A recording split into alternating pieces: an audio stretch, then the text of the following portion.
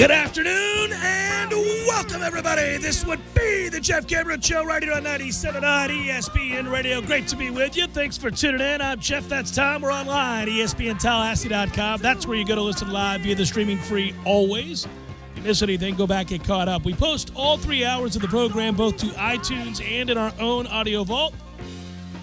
So that's where you'll find it. We also throw it up on the WTSM app. We do all that as soon as the program ends. Find it at your leisure. That's the norm these days. Email if you like, jcs at 979espnradio.com. Twitter, it's at J Cameron Show. Hello, YouTubers.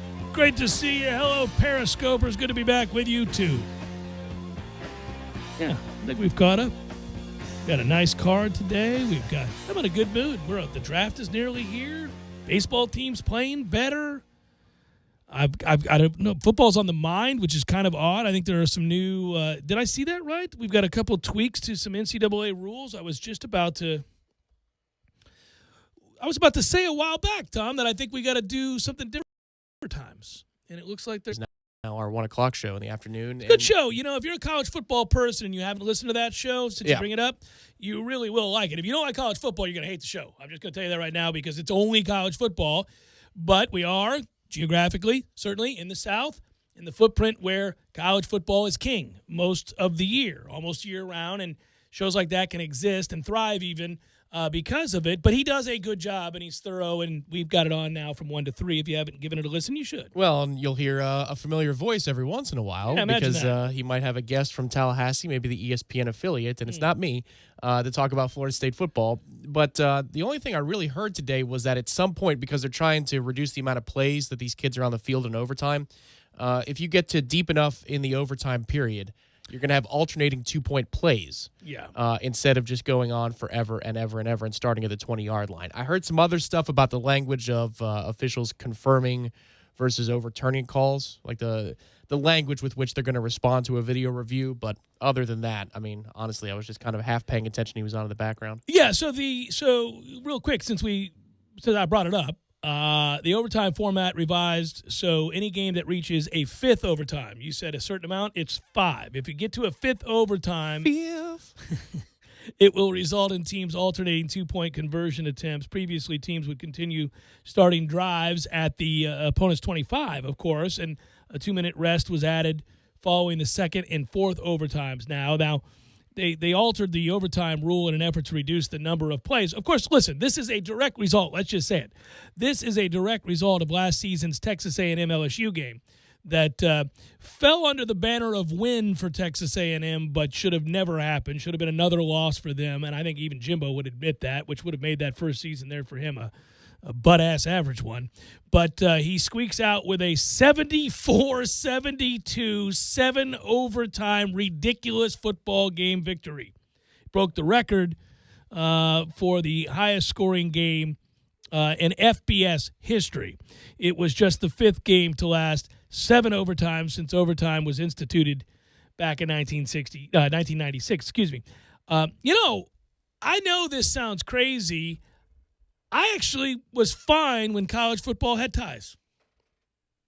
I don't think I've ever shared that with you, Tom. I know it's, that's one of those things where, hey, I got something I got to tell you. I like ties. Ties are okay with me.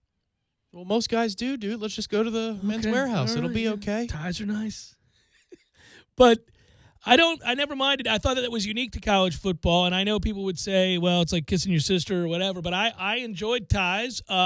We had a most famous tie that certainly felt like a win, and at least for us, and a loss for them. But I always thought that was interesting the way it factored in at the end of the season if you were trying to figure out who deserves what and who goes where. In fact, ties eventually led to people having opportunities to win national championships and or splitting national championships. And I didn't have a huge problem with them. I also don't have a huge problem with overtime. I've grown to have a huge problem with the overtime as it's currently constituted. Just let's play football, man. I don't like when any sport makes a mockery of the sport by radically altering how the game's played. Soccer is the king of this, of course. Hey, look, sorry, everybody's tired. We're going to just suddenly get it, morph into penalty kicks. Okay, Jesus, it takes no skill at all. What are we doing? I don't like that. Play the game. Play the game or don't. Or don't decide that it's too much and we'll just take a tie and take it on down the road. I'm all right with that. So The one sport where maybe I differ on that a little bit is that I kind of do like what hockey does. I mean, the wide open ice and people skating crazy. Well, in the regular season. In the regular season. In the postseason, they play real hockey. Of course they do, as they should. But in the it's such a long season. Let's go. Open up the ice. Somebody's going to score here. We know that. And that's fine. What they need to do in that is devalue overtime victories to 2 points and regulation victories to be 3. I think that's where they're going to go eventually. Yeah, because what teams do with 5 minutes to go, they just shut it down in the regulation. Like, well, you know what? Let's not upset the apple cart here. Yeah. But I think, for example, the aforementioned Texas A&M LSU game made a mockery of the sport. It was stupid. I wouldn't have, I don't feel like either team won the game. It was ridiculous. And so at some point, and if you're going to side with player safety, you don't need people out here for 7 and 8 and 9 overtimes. What are we doing? No, but I think you could do both, right? Like the NFL does, create an overtime format. It could be different from the NFL's, but then at that point, if you go through the overtime, then it's just a tie. But we're going to give you an extra chance to settle the score right here, right now. Mm-hmm. Yeah, or just play a fifth quarter. And if it's still tied, it's still tied. Yeah. Yeah, you know the thing about the NFL, I'd rather do it the way soccer does and just say, all right, you're playing the entirety of a fifth quarter. You know, maybe it's only 10 minutes instead of 15. Yeah, you can reduce it instead of 15 minutes, make it an 8-minute quarter or a 10-minute quarter. But who cares who scores first? It's about who has more points at the end of the quarter. Yeah. Now, I don't get, again, these nuances with overtime stuff, I don't get as mad when both teams have an opportunity if you don't give up a touchdown. Now, you give up a touchdown, well, you lost the game, man. Defense is a part of football, and you got to kick off, and they presumably had to go the whole field. They're not giving it to them on the 25 like they do in college where you're going, well, good Lord, they're in field goal range before we even get going. I hate that. If they're going to make a change, I'm for a change like the one they've made here, but I would scrap this whole 2-point, 25-yard line system altogether and say, at the very least, make them take it at the 50. You can't be in field goal range before you've achieved anything, before you did anything. Yeah, I think in the pros, you'd have to put them on their own side at the 40 or 45. Leave the pros as is. Leave the pros as is. Just don't give up a touchdown, man. Yeah. I mean, it's a good argument. You make a good argument. I would just say, well, who cares about the coin toss then if I could play 10 minutes? You give me 10 minutes. You guarantee me 10 minutes. And if I give up a touchdown, so what? I have a chance to answer for it. Because then it comes down to a coin toss. All right, well, if you're going to make that change, then okay, I would abide by that. But I'm not changing anything with the NFL. I get it. When you're on the wrong end of a game like that and you never got to touch the ball, you feel cheated. Oh, great. Hey, man, it's Drew Brees. Yeah. But I'd say, look, man, you let somebody go 80 yards. I mean, make a play. And half the time when that happens, even with prolific offenses, they have to convert a 3rd and 9, a 4th and 10. You have chances. You know, usually somebody gave up a big chunk play in a key situation. They don't just whoop, whoop, whoop, whoop down to the field. And if they do, then your defense sucks, and I'm sorry. Get it together. Get a stop. But that opens up another line of questions, which is, allow us to play defense so that not everybody gives up 500 yards passing. What if we're really good offensively? It's 41-41 in overtime. That sucks. Yeah, the coin just chose the winner. They don't allow for teams to play defense, so therefore it does render some of my argument somewhat moot. Than that, okay, Jeff, we're fine with you. We'll roll with you, buddy. We get it. Defense is as much as part of the game as offense, but we're not allowed to play defense anymore. And last year, the NFL had a very real problem with that, where they frequently, and it was evident to all who watch, gifted a 3rd down and long conversion. I mean, they gifted that a lot. Illegal contact. It was always that fine line. Illegal contact, pass interference. There was always something. Rivers flush to his right, throws it away. Wait, there's a flag. Right. Where you saw a lot of that last year where I went, man. Illegal contact. The mandate is the mandate, but we got to allow people to play defense. Prior to the quarterback leaving the pocket, illegal contact. Yeah, they're just making stuff up as they went along. From 3rd and 17 first down. Here we go. So that rule has been altered. Blindside blocks outlawed are now personal foul. Delivering a blindside block by attacking an opponent with forcible contact will result in a 15-yard penalty and may be subject to targeting. 2-man wedge formation on all kickoffs eliminated. Basically, they should just get rid of kickoffs. They've decided to get rid of kickoffs, in essence. And will we get rid of kickoff returns? The question asked Willie Taggart at an appearance or tour stop, if you will, near you. Coach, what a pleasure to be here tonight. Just want to ask. Just was wondering about regarding special teams, the kick return game.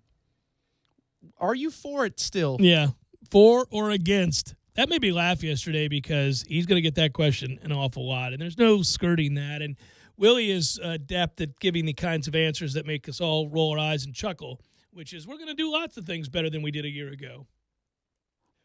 Coach, will we be returning kicks? And if so, did you just guarantee Kalen LeBourne's never going to play again?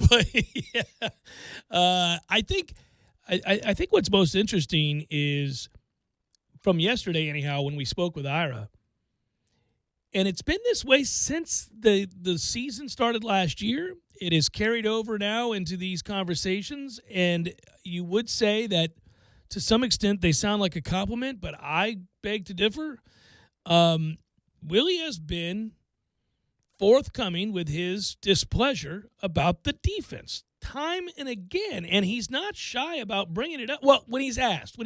He doesn't bring it up out of the blue, but when he's asked, he does not hold back. I think that's a trend from last fall's camp. Yeah. I'm with you. I'm saying since the beginning, he's had no problem faulting the defense or the scheme or the coach. Right. The too much information complaint that he used at this tour stop, he said the same thing in camp last year. We got to simplify what we teach these guys.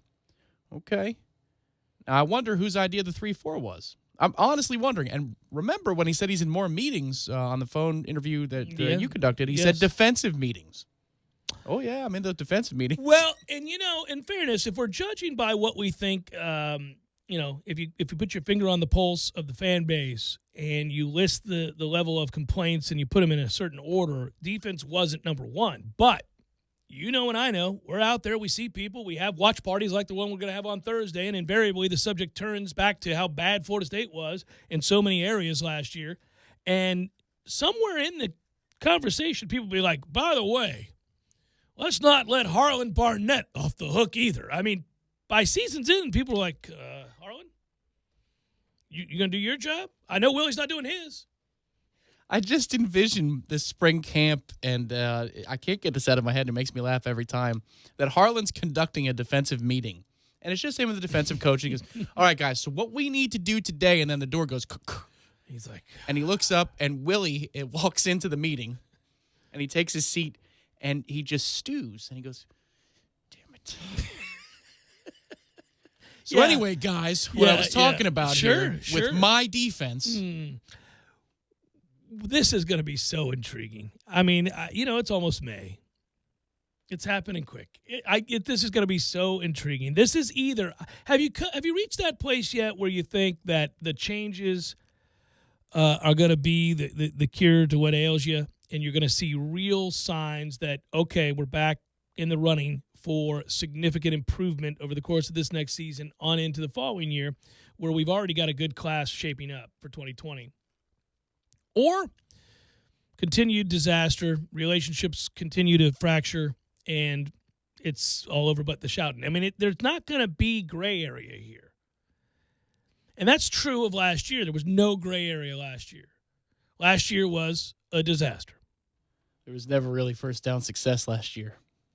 Just when we start with the ball, you're like, ooh, so a penalty or a TFL? Right. What's coming here? Yeah, so they didn't leave you a lot to the imagination. They didn't give you a lot to kind of, gosh, if and that kind of ended it. You just go, if because you didn't know where to start. And then you're just sipping on your beverage. Yeah, like, gotta say.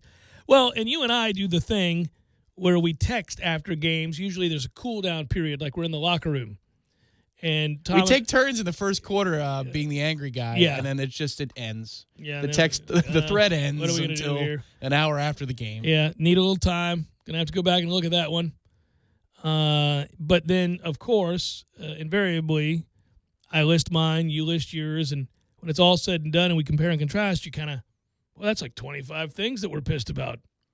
There should never be 25 things that we're pissed about. And another thing should be the title of that thread. I think the best was the exchange during the Syracuse game, I think it was. which was, okay, so on 2nd and 12, here's what we need to do. And it was before we had first down. Every time I was like, all right, so what would you call on 2nd and 13? Because we just knew. It's a dive. It's going to get destroyed. Every freaking time. And I know the snake oil salesman, Walt Bell, is gone this year. But I do think if that O-line, if the signs they showed in the spring game, I know. But where they could actually get a push sometimes, every once in a while. Just a slight push. With the interior to give you a 4, if we could get the dive going just a little bit. 2nd and 6 sounds like a dream come true. The offense is going to open the hell up, and I'm not kidding about that. I'm not either, because that was the one thing we did agree upon. And when you went back and watched those games, you go, man, this would have worked. This is a well-designed play. Even with the snake oil salesman, Walt Bell. This would have worked. We had this. Remember how many times we would do the GIFs or just the still shots? Well, I mean, it's there for days. I felt like Jimbo Fisher. That's out the gate. Look at that. Well, it was. How many times did we have to still photo something and go, that's out the gate? If you were Gulf Coast literate. If that guy just hands the ball off here, he's gone. And then we would yell, or if he would just keep, he never makes the right decision ever. And then I would say something that's a bit over the top. I hate him. And then when he did, it's just pile drived into chalk outline. Whoever it was, running back or quarterback, didn't matter.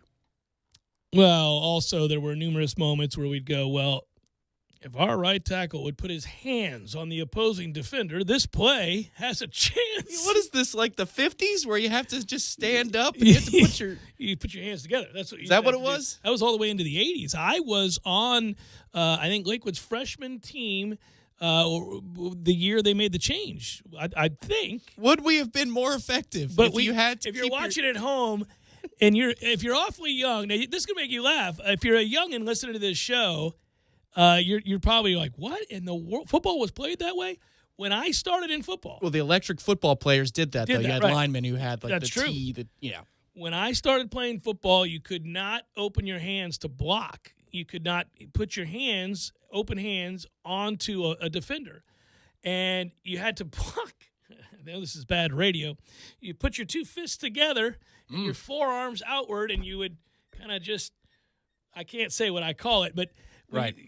But he looks like a human T. It's ridiculous, like right? The letter T. You weren't allowed, that's right, to extend your hands. You couldn't open your hands. You couldn't do any of that. And then I think after my freshman year at Lakewood, we were allowed to open our hands. We were allowed to put our hands on a jersey as long as it wasn't outside the shoulders. And if you got your hands inside the shoulder pads, you could literally just throw anybody around. It was a eureka moment, Tom, to be able to block somebody. I believe the rules committee release said something like, this is stupid, use your hands. Use your hands. You got no chance.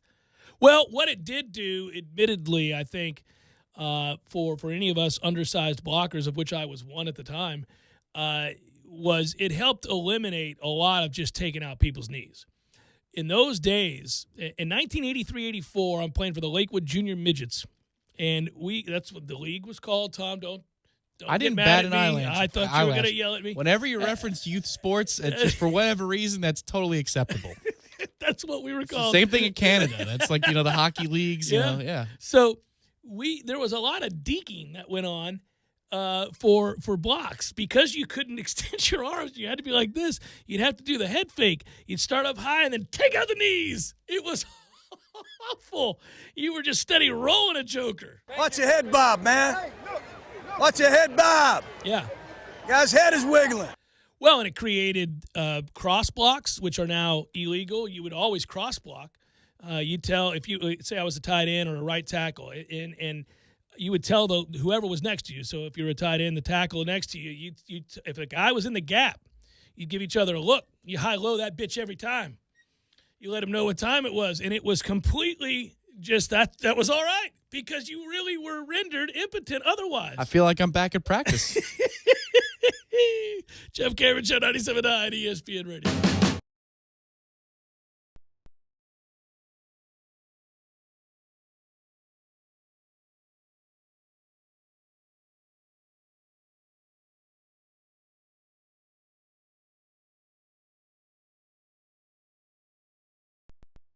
Sorry, boys, I did not have time to pack. We got this.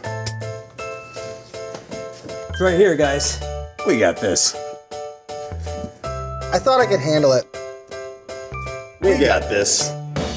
Moving doesn't have to be a hassle. Call us first at 2 Men and a Truck. No matter the move, home or business, we'll make it a smooth one. I forgot something. We got this. Because starting is believing.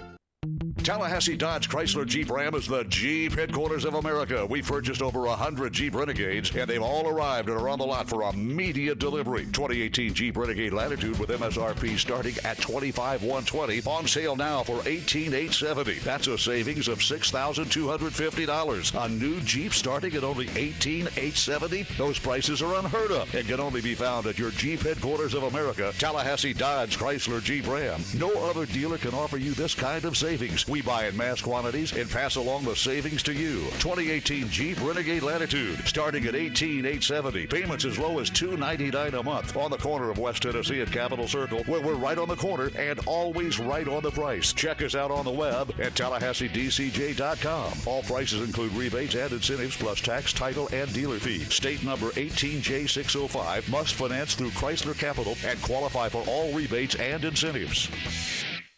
Take me out to the ball game. Indeed. And with weather like this, it's good to see you out on this magnificent, sizable deck. It is quite impressive. You can see it all the way from the stadium. What a deck.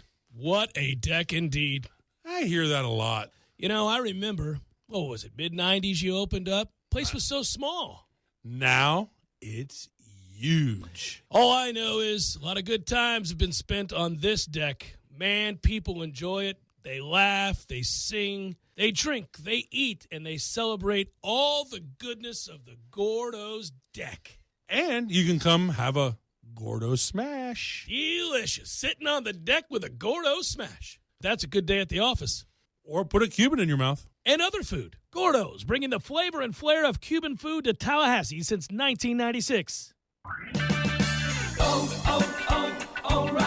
O'Reilly Auto Parts offers O-Rewards points in-store and online. Earn points on everything from replacement parts to tools and accessories. And for every 150 points collected, you'll get a $5 reward. Earn points any way you shop. O'Reilly Auto Parts. Better prices every day.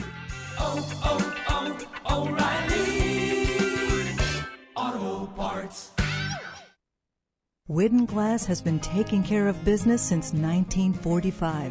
When you call Widden Glass, you're dealing with experienced, reliable professionals who offer only the best. Like Widden's top-of-the-line bath enclosures that provide style and luxury at an affordable price.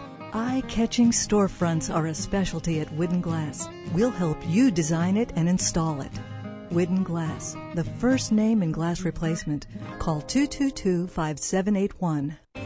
The 7th Hill Tap Room on Appalachia Parkway is Tallahassee's premier location to try out the best craft brews from the state of Florida. With 14 self-service taps activated by cutting-edge technology, you can try as little or as much as you like from their full menu. The 7th Hill is a proud home of international soccer, opening early for every Arsenal game. They're also open by request for your favorite club, too. Just see Sharon behind the bar. Whether it's a happy hour deal, Sunday brunch with $3 mimosas and a food truck, or time to catch up with friends over a board game, darts, or shuffleboard, Tallahassee's premier spot to enjoy local and Florida craft brews is the 7th Hill Tap Room. 2475 Appalachia Parkway, right underneath the Corner Pocket Bar and Grill. Prescription products require an online physician consultation and are only available if the physician determines a prescription is appropriate. See website for full details. Hey guys, good news. The expensive Little Blue pill is now generic, which means you can get the prescription medication to treat ED at affordable prices. And now get your first month's supply for just $5 at 4hims.com/deliver. Hims connects you with real doctors online who can prescribe the medication, and a pharmacy sends it right to your door. So easy. To get your first order for just $5, you need to go to 4hims.com/deliver. That's 4hims.com/deliver. Join the Corner Pocket Bar and Grill Saturday night, April the 27th, as they present Kilt at the Casino. Support the scholarship programs of the St. Andrews Society of Tallahassee by taking part in a night of games and revelry. A donation of $20 allows you to join in on casino games in which you can rack up enough fun money to win prizes. Also, if you wear a kilt, you'll automatically be entered into a prize drawing. So join the Corner Pocket Bar and Grill, 2475 Appalachia Parkway, right next to Earth Fair, for Kilt at the Casino, Saturday, April the 27th at 7 p.m. for a night you don't want to miss. The Jeff Cameron Show is brought to you by Cornerstone Tool and Fastener. Big store pricing with local service. Online at ctf.nu.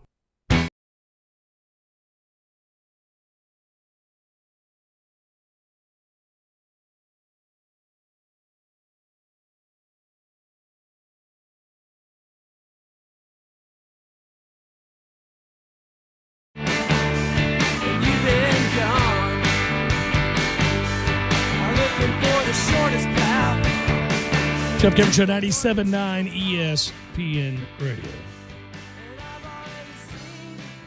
How long do you think Cliff Kingsbury will have the job in Arizona? Just started thinking about that. Week 16 or week 17, sorry, of the 2020 season. He gets 2 years. There are some people who have bothered to speculate in this late hour before the draft that the Cardinals might not take Murray, but that would be complete buffoonery. I mean, the head coach, Cliff Kingsbury, aforementioned, have pretty much talked from the get-go, as he did a year ago, and so has the GM, that they are committed to this experiment. To not do so now would be absurd because you've lost Josh Rosen for good. I mean, he's never going to play for you again, and nor should he. Screw that. So you got to do it now. Well, and there's really nobody else wanting Kyler Murray at number one. So no, nobody else. If this was a ruse, you're not. There's nobody benefits from it. They frequently reveal they don't know what they're doing. Arizona does. They do weird things here. Why tip your hand so frequently and early on? You can tip it by trading Josh Rosen, before you announce to the world. So, let's just say it's a shocking trade that you let Josh Rosen go. And at that point, the world knows what you're doing. But you probably shouldn't do it while Rosen is on the roster and attending mini camps and such. It's weird. San Francisco will be the benefactor of Arizona's stupidity, and they'll take Nick Bosa and celebrate as they should. And then you're likely going to look at, the Jets deciding on Allen or Bosa, Josh Allen and Allen and Williams. And, from there, that leaves the Raiders, who could do anything. What's interesting is that I try to take basically whether it's, I don't care if it's high profile McShay or Kuiper or somebody like Walter Football with Charlie Campbell or some other mock. You put together NFL networks or whatever you want, and you do 5 or 6 different ones and see, can we come to a consensus? And the Raiders scare me because they could screw the Bucs. I mean, that's the only thing that worries me. What, by taking Devin White? Yeah, because there is the thought that they will, if they stay put, that they could take Devin White. Or, obviously, they're looking at Oliver. They're looking at Williams. They're looking at a lot of guys in that position. Well, I think the only way the Bucs are screwed is if Arizona doesn't take Kyler Murray number 1 overall. Because at that point, you could be left without, one of the big 4. Bosa, Quinnen Williams, Josh Allen, and Devin White. But short of that, let's just say they did take White, and Allen from Kentucky was available at 5. Wouldn't you be okay with that? We need a pass rusher anyway. I guess. I don't love him as much as I do White, but yeah, I guess so. I guess I would live with that. Gives you a 3-4 guy, and Bowles will probably, that would fit kind of right into it. Yeah, I haven't fallen for him, Tom. He doesn't strike my fancy in the same way that Devin White. Devin White to me is, again, having duly noted that there's no surefire pick that you go, yep, that's going to work. You've got a 240-plus pound linebacker who loves to play the game, is mean, and can go sideline to sideline, and is, I think, really it's interesting. We do this a lot. The ACC has had a ton of success, and so, of course, has the SEC, and we get tired as fans of a team in the ACC, especially given that the reigning national champions are at Clemson and the reigning national champions in basketball at Virginia, and we control the national championships in the 2 most popular sports 2 of the last 3 years. We don't like to hear about the SEC being, beaten over our heads time and again about what an incredible league it is, and nobody can compare. And it's the only time that there's a little measure of ACC chant in the back of your head. because the prospects out of the ACC this year, there are a ton, and well thought of. It may be a record haul. Why do I say that? Well, I say that to say this. Admittedly, I do like looking at linebackers out of the SEC on the whole because of how physical that league is and how stout the run games are in that league. And I like to see the guys that can amass the sheer number of tackles that Devin White did against the kind of quality offensive lines and quality running backs that the SEC provides. There is no getting around, every year, Georgia, Alabama, you go on down the list of teams that always have really talented running backs, really good offensive lines. And if you've had a guy who not 1 year but 2 years, 2.5 years, been through the rigors of that and stayed healthy and dominated and led the league in tackles and showed not only a want to but a love and a passion at a position where it can get beaten out of you, that's a good reveal. I mean, I typically tend to fall in love with SEC linebackers. Sounds like you're setting yourself up to get your heart broken. No, I'm just saying that's why I'm more sold on him, is that I feel like he's a little bit more proven. But you're right. I mean, hell, for that matter, you're like, oh, the other guy's out of Kentucky, Jeff. That is the SEC. Yeah. And there's Quinnen Williams, of course. Oh, yes. Well, and I've not argued with you about Quinnen Williams being a good player. That's Top just five goes bat bleep crazy. I mean, it is the Jets and the Raiders. I surely hope it does. I do like bat bleep crazy situations to happen in the draft, especially when it ends up benefiting my team. Give me bat bleep crazy every time, though. I want mayhem. I want us all to be looking at each other going, what the hell is going on here? We've had quite a few of those. We have over the years. The draft party is the best for this reason. It's silly because I make fun of the NFL all the time for all the things that they're able to somehow slip past us. And the next thing you know, we're talking about absurdities, things that really banal, things that don't matter in any way, shape, or form in the middle of June. And we do that, and then I go, oh, the NFL got us again. Found a way to be a talking point in the middle of a downtime that they don't deserve to be a talking point in. But the draft's not one of those because the draft always delivers, is always fun for the reasons that I've laid out before. It's why we have the annual draft party. You get the collection of fans who may root vehemently against the opposing fan base sitting at the table next to them, but we share that passion and joy in watching the process play out because there are always surprises. There's always a trade or two. There's always a moment that leaves you agape or your mouth's agape where you just go, what in the world did they just do? It's been at least 10 years because I can remember the first one I went to with the former station that we worked for, that the NFL's had primetime Thursday. But do you miss the Saturday all-day affair at all? I don't think so. I think because I didn't like being holed up or feeling like I was held hostage on a Saturday, especially because it's usually a really nice time of year, obviously, where the weather's perfect, and you feel like, man, I don't want to miss the draft, but I'm not sitting on my couch for the next 6 hours here on a Saturday. Maybe that's true, too, since I've had kids. I got to get them outside. I got to get them doing something, and Thursday night's a nice reprieve, man. It's a little primetime celebration.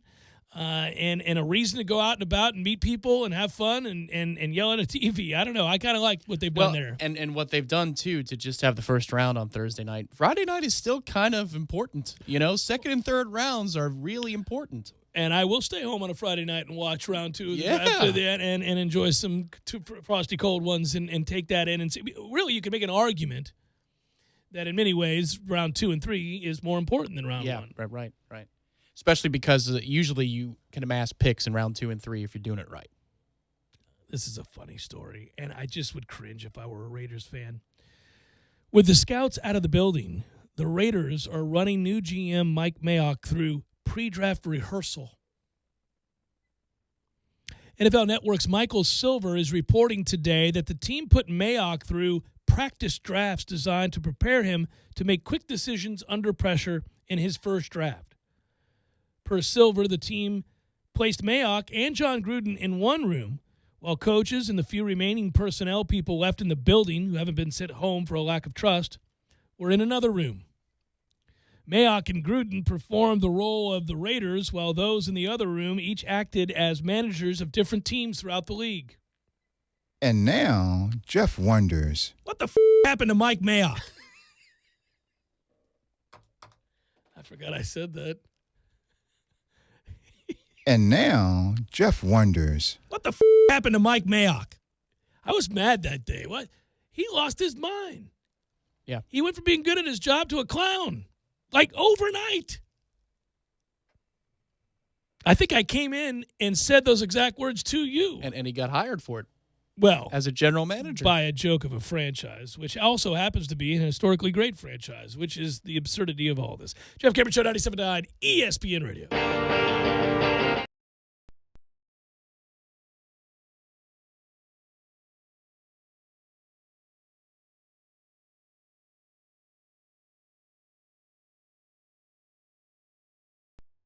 Sorry, boys, I did not have time to pack.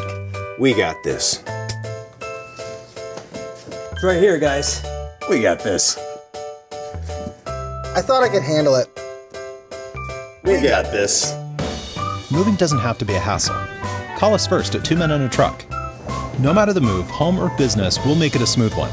I forgot something. We got this. Cardinals don't take Kyler Murray. I am of the belief that it's going to be a 3 or so months left until training camp of relationship repair with Josh Rosen. Because there's no rule book that says you have to say or do certain things publicly to support your second-year quarterback. But the circumstances surrounding Josh Rosen were awful last year. His play was pretty poor as well. You have done nothing to instill any level of confidence in him this offseason. Part of the development of any young player, and either of you can speak to this, is the stuff between the ears. And if you want Josh Rosen to get better off the field and in the playbook, I don't think you've done anything so far this offseason to help him. Field Yates, a guest on Golic and Wingo on ESPN Radio. Coverage of the NFL Draft will be available on ESPN Radio, ABC, and ESPN. Kings head coach Luke Walton accused in a civil lawsuit of sexual assault. The suit alleges Kelly Tennant, a former host on the Lakers Regional Sports Network, received an unwanted physical advance by Walton at a hotel room in California sometime before Walton was named the Lakers head coach in April of 2016. Walton's attorney calling the allegations baseless. 4 playoff games tonight, including a doubleheader on ESPN Radio. Nets and the Sixers in Game 5 with coverage at 7:30 p.m. Eastern, followed by Game 5 between the Thunder and the Blazers. Philly and Portland each up 3-1. Red Sox starter Nathan Eovaldi underwent elbow surgery to remove a loose body in his right elbow. Eovaldi expected to make a full return within 6 weeks.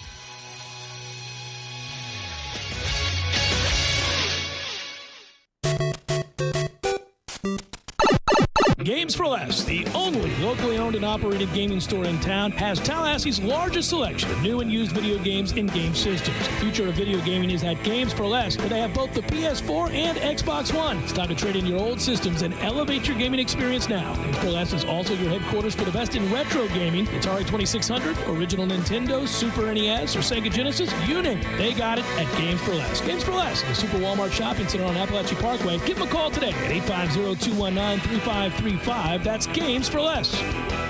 Just like football, when it comes to the court of law, you're going to need a solid defense. I'm Michael D. Blank, attorney with the Law Office of Jose Fernandez in Tallahassee. At the Law Office of Jose Fernandez, there is never an upfront fee, and if we don't recover, then you don't pay anything. Our team is dedicated to handling all types of accident, injury, negligence, malpractice, and wrongful death cases. If you're unable to come to us, we can come to you day or night. Call us now, 855-HOSE-305, for your free consultation today. The Law Office of Jose Fernandez. We don't get paid until you do. Offices, Tallahassee, Miami. GRFinjury.com. Go Noles. Hi, this is David at Deep South Kawasaki. Springtime is here and Deep South Kawasaki needs to clean house. So choose any new Kawasaki 2019 Brute Force ATV or any new motorcycle in stock and Deep South Kawasaki will pay the tax. That's correct. Huge discounts on all new ATVs and lots of motorcycles. So don't miss out and let the good times roll. Deep South Kawasaki, located on US 19 South in Thomasville. Read owner's manuals and all on-product warnings. Kawasaki ATVs with engines of 90 cc's and above are recommended for use by persons 16 years of age and older. Kawasaki also recommends that all ATV riders take a training course. We all want more energy, more strength, more results. Well, welcome to Orange Theory Fitness as you take a step towards feeling more alive today. Backed by science, Orange Theory's heart rate monitored workout is scientifically designed to keep heart rates in a target zone, spiking metabolism and increasing energy. Orange Theory Fitness is a one-of-a-kind group personal training workout resulting in more energy, visible toning, and extra calorie burn for up to 36 hours. Experience a more vibrant life today with Orange Theory Fitness. To find out more, go to orangetheoryfitness.com. It's bow time at Bojangles. Need a flavorful, convenient meal? Come in today for 8 pieces of Bojangles perfectly seasoned chicken for just $9.99 and get 4 free made-from-scratch buttermilk biscuits. Every piece of Bojangles flavorful bone-in chicken is fresh, never frozen, and hand-breaded not once, but twice. Hurry in today for 8 pieces of chicken for just $9.99 and get 4 free biscuits. Only available for a limited time. Bojangles, it's bow time. Chuck Oliver here, and Tallahassee, let's talk college football in the South. Join me every weekday at 1 p.m. right here for wall-to-wall coverage of every big program in the region. Whether it's the ACC or SEC, college football is always on our minds. The conversation happens right here on 97.9 ESPN Radio, Tallahassee Sports Monster. Broadcasting live from the Tallahassee Dodge, Chrysler, Jeep, Ram, Fiat studios in the capital city of Tallahassee. This is the Jeff Cameron Show, brought to you by Cornerstone Tool and Fastener on 97.9 ESPN Radio.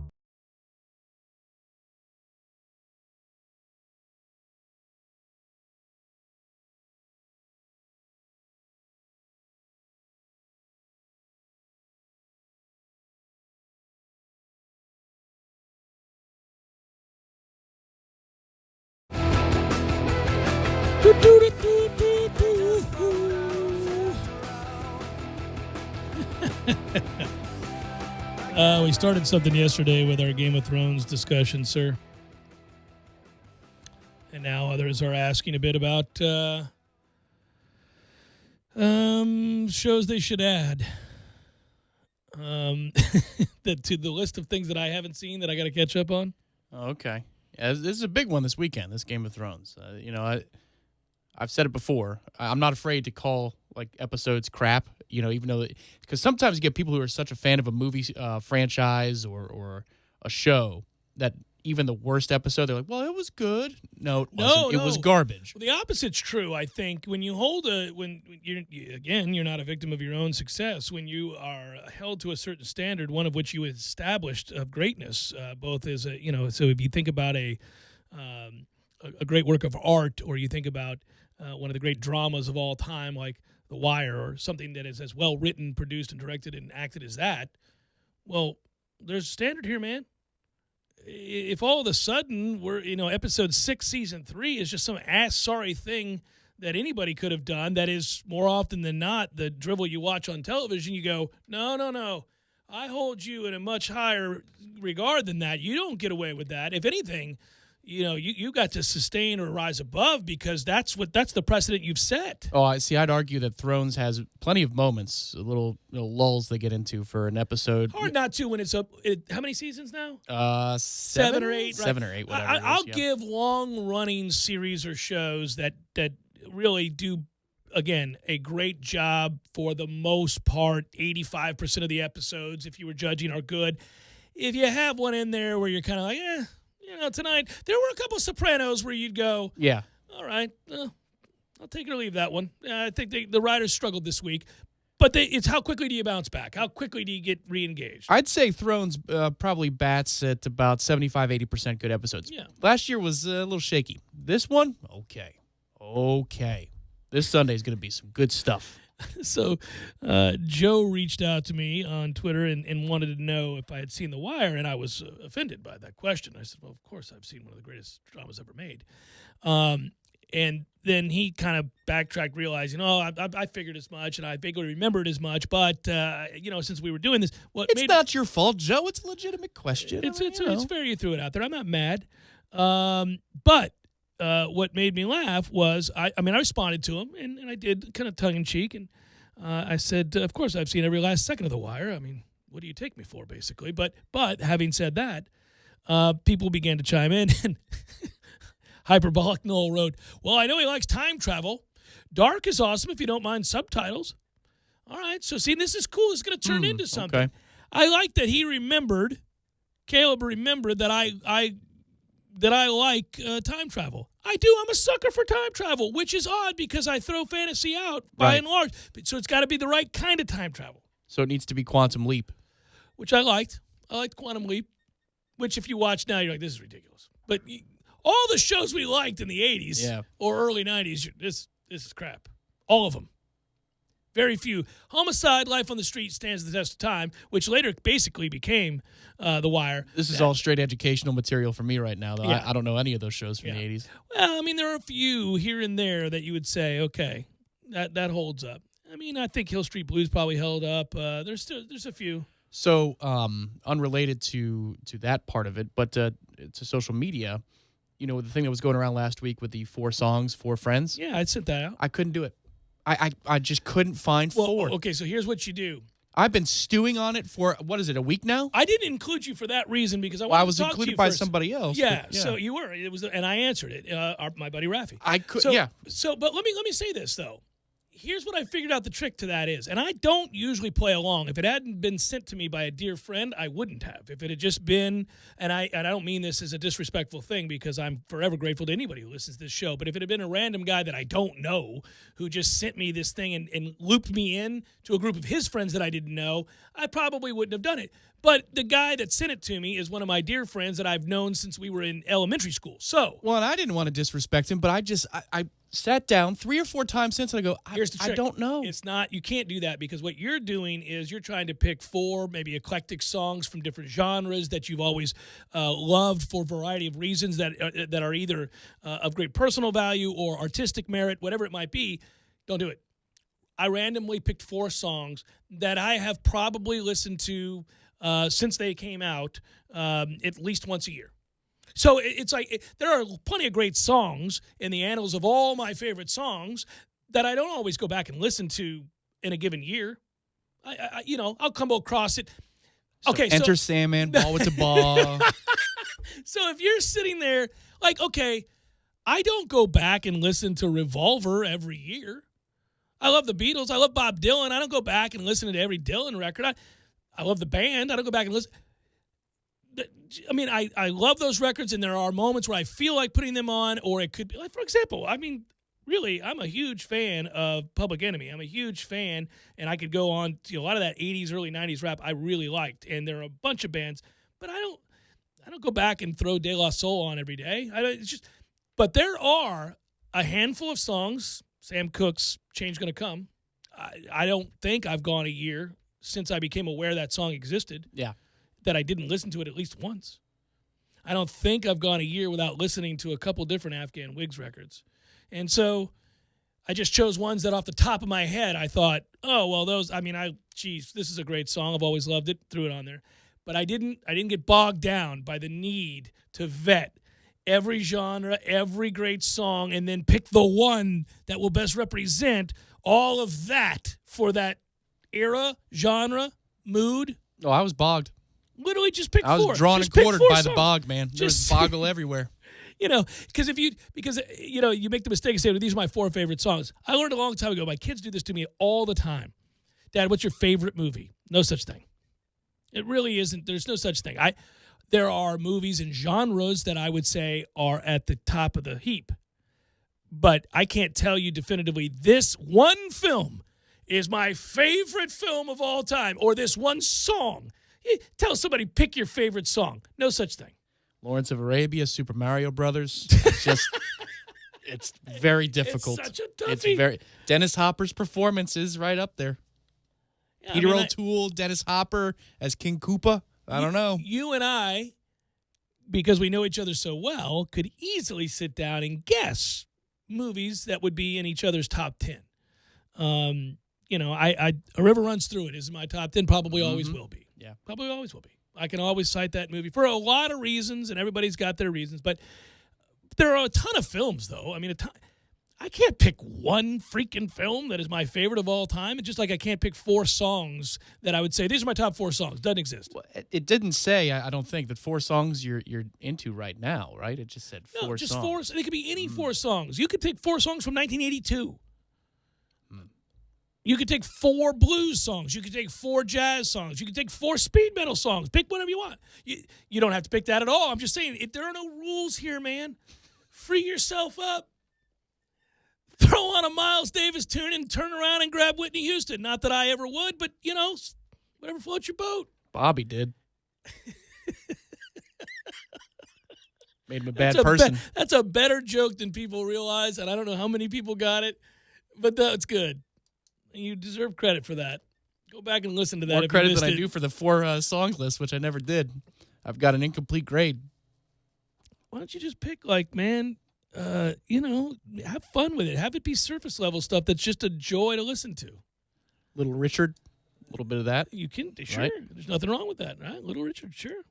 There's stuff from the 90s. You could do like Good golly, Miss Molly. Let's do it. Just grab a Chuck Berry tune, man. It's universally beloved. You should really mix it up. You should go Slayer followed by Thelonious Monk. Michael J. Fox's cover of Johnny Be Good. Eddie Murphy's Party All the Time. There you go. There's one for you. You could just go on for days. Now, actually, you should do that. Make it the most like 4 wide-ranging celebrity, ridiculous 4 songs. Yeah. Don Johnson. What was that song? What was that one he had? He had a hit. I don't know. Heartbreak. I think it was called Heartbreak. Nothing but a heartbreak. Even if I knew, I wouldn't have answered because I know you need to complete these puzzles on your own. I believe that's correct. I believe it. Yeah, Heartache or Heartbreak. I think that was it. Yeah. Look it up during the break. Mario's linking it to YouTube right now. It will make you laugh. It is a hilarious, ridiculous video. It's right on the heels of the Billy Miami Squire Vice, video. Which is great, but problematic. Don't do that. Come on. I don't like to disparage Billy. Billy is a good musician. There's a soft spot in my heart for Billy, and then that happened, and damn it, he ruined his career. You know what was hard for me is I couldn't decide if Colin Hay makes the cut or not, because some of his stuff is just atrocious. Yeah, but some of his stuff is profoundly beautiful. I mean, just take the early acoustic stuff or the post-minute work acoustic stuff. That's really good. The first 2 records after that, and then it gets a little dicey. The Field of Frozen, whatever that song There's is. A million of. Oh my God, that that song. Good stuff, man. Jesus, that'll tear you up inside. Why don't you grab? Hey, we'll do it during the break. You should come out with 4 Tesla songs. There you guys go. Here's a little Tesla for that ass. See, that's the generational thing. The younger demo's like, isn't that a car? You're like, Tesla, what? And Eric Llewellyn's like, are you kidding me? Eric's like, yeah, Cameron, you tell him. Throw some Cinderella on there, too, while you're at it. Fields of Frozen Snow. I couldn't think of it. Yeah, there's a lot of stuff there from him. But I don't want to put my tastes on you. You do what you got to do there.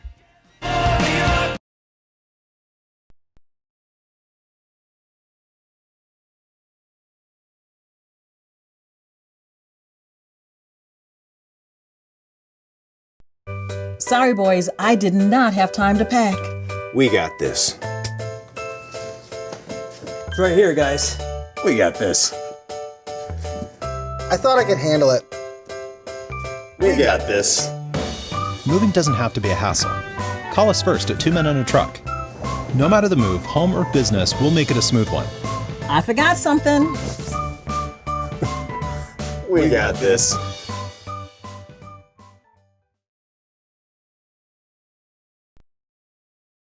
And that'll do it.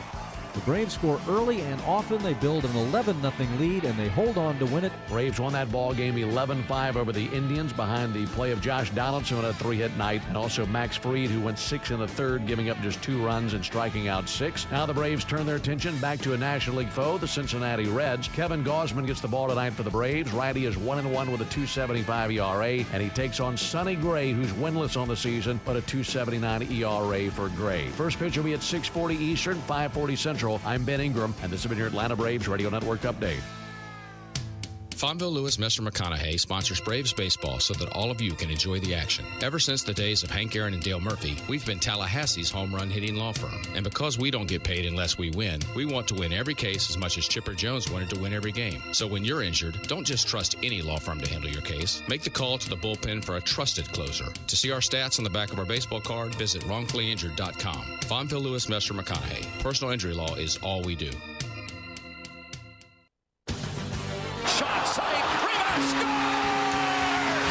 The playoffs are here. The Corner Pocket is your home all-spring long for all the heart-pounding moments in the NBA and Stanley Cup playoffs. It's held in a shot.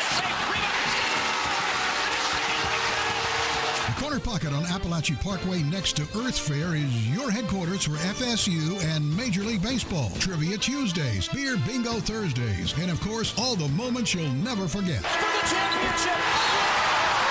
The Corner Pocket Bar and Grill, 2475 Appalachian Parkway. Tallahassee loves the Corner Pocket. I give to you easy laundry service from my friends at Wash Around the Clock. Oh, buddy, this is a game changer. If you're like me, your life is hectic. Between work, school, your kids' sporting events and activities, well, it leaves you precious little time to kick back and take a load off. About the last thing you want to do is hours of laundry, but there it sits, staring at you, taunting. No more. That's right. More watching, less washing. Save hours of valuable time when you sign up not doing laundry with easy laundry service from Wash Around the Clock. Whether it's dry cleaning or just plain laundry, Wash Around the Clock's easy laundry service will pick up and deliver at your home or office. So sign up for free today at easylaundry.net, or you can give them a call, 850-597-9007. Again, sign up today at easylaundry.net. Oh, and by the way, I got you. Use promo code JCS20 and save 20%. That's promo code JCS20. You're saving 20% on your first order. That's easylaundry.net from Wash Around the Clock. T-Spark Enterprises, roofing and construction services. T-Spark, TSparkConstruction.com. Hurricane Michael was not kind to many of our homes and businesses. As I ride through Tallahassee, the blue tarps and missing shingles are abundantly visible. While a few missing shingles may seem like minimal damage, I assure you they are not. Leaks can occur, causing wood decay, interior damage, or mold growth within your home or business. We specialize in storm damages and insurance claims. Let us get your roof back to shedding water, not leaking water. Call us today. We can help. At T-Spark Enterprises, we conquer all peaks. Call 850-766-1340. T-Spark Enterprises, roofing and construction services. T-Spark, TSparkConstruction.com. License number CCC 1331204. Who's ready for the best wings in Tally and locally brewed beers? Hobbit American Grill is the place to be. They've been voted Tally's best wings again in 2018. Hobbit offers Bingo Mondays, happy hour all-day Fridays with craft beers on tap from all the local breweries. And the Hobbit is your home for all the UFC fights with plenty of high-def TVs for everyone. Be on the lookout for the food truck coming soon with the best lip-smacking wings in town. Hobbit American Grill, celebrating 40 years of serving great food to great friends for good times. For info on their hours and 3 locations, visit them online at myhobbitonline.com. Family is big around here. We're family-owned, family-operated, family-managed. And that means legacy. That means dependability. That means using Grainger.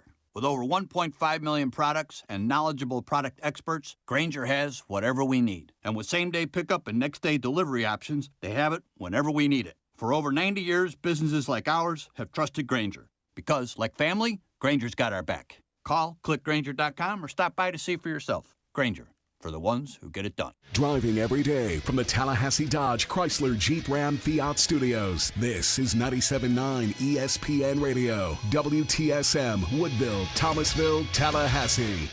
ESPN Radio Sports Center. I'm John Brickley. The NFL draft set for Thursday in Nashville with the opening round. The Cardinals owning the number 1 pick. Which direction will the franchise go? Will they go quarterback and draft Kyler Murray? ESPN NFL insider Field Yates on what should happen if Murray is not the Cardinals guy. If the Cardinals don't take Kyler Murray, I am of the belief that it's going to be a 3 or so months left until training camp of relationship repair with Josh Rosen. because there's no rule book that says you have to say or do certain things publicly to support your second-year quarterback. But the circumstances surrounding Josh Rosen were awful last year. His play was pretty poor as well. You have done nothing to instill any level of confidence in him this offseason. Part of the development of any young player, and either of you can speak to this, is the stuff between the ears. And if you want Josh Rosen to get better off the field and in the playbook, I don't think you've done anything so far this offseason to help him. Field Yates, a guest on Golic and Wingo on ESPN Radio. Coverage of the NFL Draft will be available on ESPN Radio, ABC, and ESPN. Kings head coach Luke Walton accused in a civil lawsuit of sexual assault. The suit alleges Kelly Tennant, a former host on the Lakers Regional Sports Network, received an unwanted physical advance by Walton at a hotel room in California sometime before Walton was named the Lakers head coach in April of 2016. Walton's attorney calling the allegations baseless. 4 playoff games tonight, including a doubleheader on ESPN Radio. Nets and the Sixers in Game 5 with coverage at 7:30 p.m. Eastern, followed by Game 5 between the Thunder and the Blazers. Philly and Portland each up 3-1. Red Sox starter Nathan Eovaldi underwent elbow surgery to remove a loose body in his right elbow. Eovaldi expected to make a full return within 6 weeks.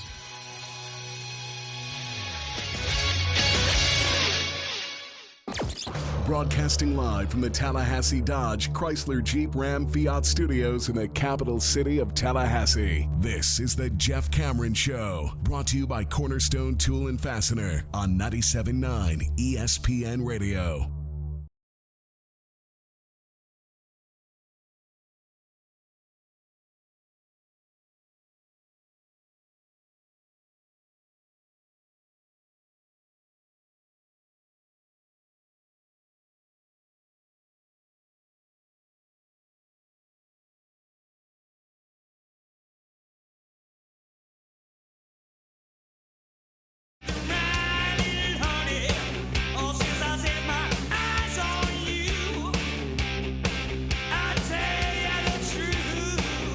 Hour number 2, Jeff Cameron Show, 97.9 ESPN Radio.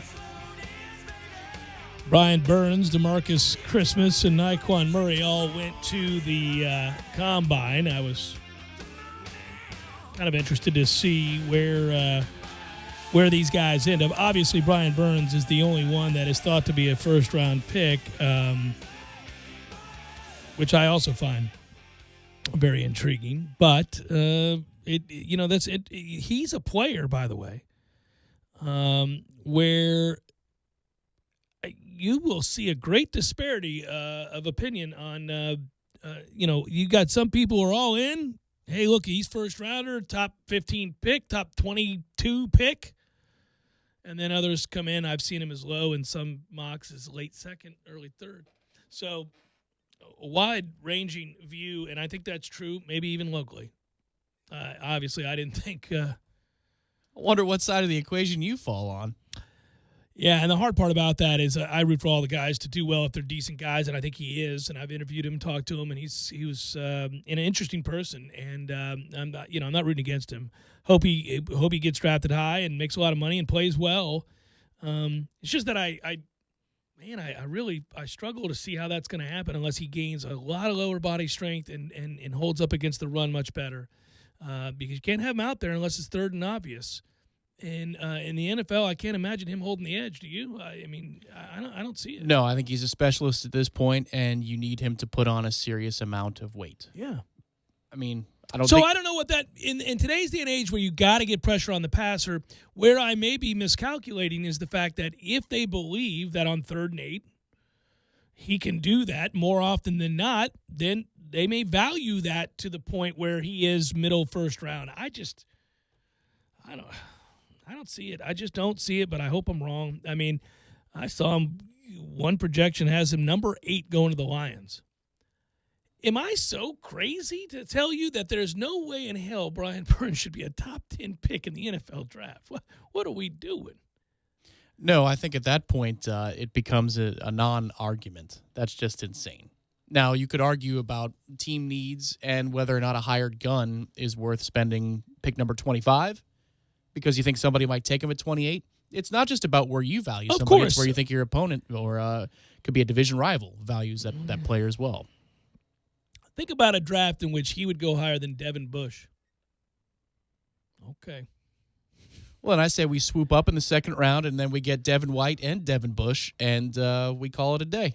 Listen, I know that I know you really like Devin Bush. I understand. He ran a 4.43 at the combine. It's about the film, not about the combine. I know he has a 40-inch vertical to go along with that film. I know he's nasty, which I want my linebacker. I don't like that he's 5'10", 5'11", but there are linebackers at that size. He's a big, strong kid physically. I just, I don't know. If I'm going linebacker, we've got too many good choices ahead of him. So I'm to me, Devin White is clearly, in my opinion, a better player. I will be curious to see where Bush goes, though, because he, too, is a guy that some project 12th, 13th, as low as 26th, 27th. Yeah, the height scares me about the beating he takes on his shoulders and his arms and whether or not he can withstand physically to the challenge, but he's going to try. You know what I mean? Like, he's going to push the envelope there because he is nasty. He finishes plays. He's not going to be afraid on Sundays. Yeah, well, listen, he's an ass. And so you want that. There are certain positions that I have brought this out time and again, trotted out my take on linebackers. I need you to be a little off-putting. I need you to be the kind of person I don't want to be around. I'd like you to be, maybe, at least on the field. You need to strike me as somebody who's a little bit out there, a little deranged, a willingness to put your body through hell. Check that box. Yeah. A little unstable perhaps, where check that box. Where if he's a real good player for you, you really worry that it's a ticking time bomb. Like your best linebackers oftentimes are these guys where you're like, well, he's either going to go cuckoo for Cocoa Puffs because he's been beat about the head and neck for years. See Kuechly. But while he's here, he's the best linebacker in the league. Or he's going to get arrested because he, beat somebody half to death in a bar who looked at him the wrong way, which is also okay if that's part of your disposition and you're my starting middle linebacker. That's all right. Shouldn't have looked at him funny. The man looked at him funny. What do you want? I get it. It's awfully tough to turn that switch on and turn it back off at all times. So there it is. But, yeah, I'll take a little of that. We all have our opinion as to how much of that you want and how little of that is necessary, but I think Bush might fall in that category. It's just an injury concern. And the height, and that's why. But before he ran a 4.3 or whatever it was, officially laser time, before he had the vert, he just jumps off the page. He's everywhere. And in the NFL, now that it's more spread, I feel like height is probably less of a concern for me. It's how quick can you get from A to B. Have we just given up on the idea of Greedy Williams going to Tampa Bay and them taking a corner? Well, if they trade back, it becomes a conversation. Right, that's a conversation. It could happen. I'd rather wait to have that conversation until Tampa trades back. I don't want him necessarily. Yeah, but I'd probably lay off. But what I'm saying is, if you do get a great offer and you have the ability to go down, parlays you another second rounder. Yeah, would you do it? Well, who's on the board at 5? I got to know that too, because then you're giving somebody up empirically. You know this. Somebody, as in a really good player, is going to be on the board at 5. I'm asking, is Quinton Williams on the board at 5? Is what I'm asking. I don't think so.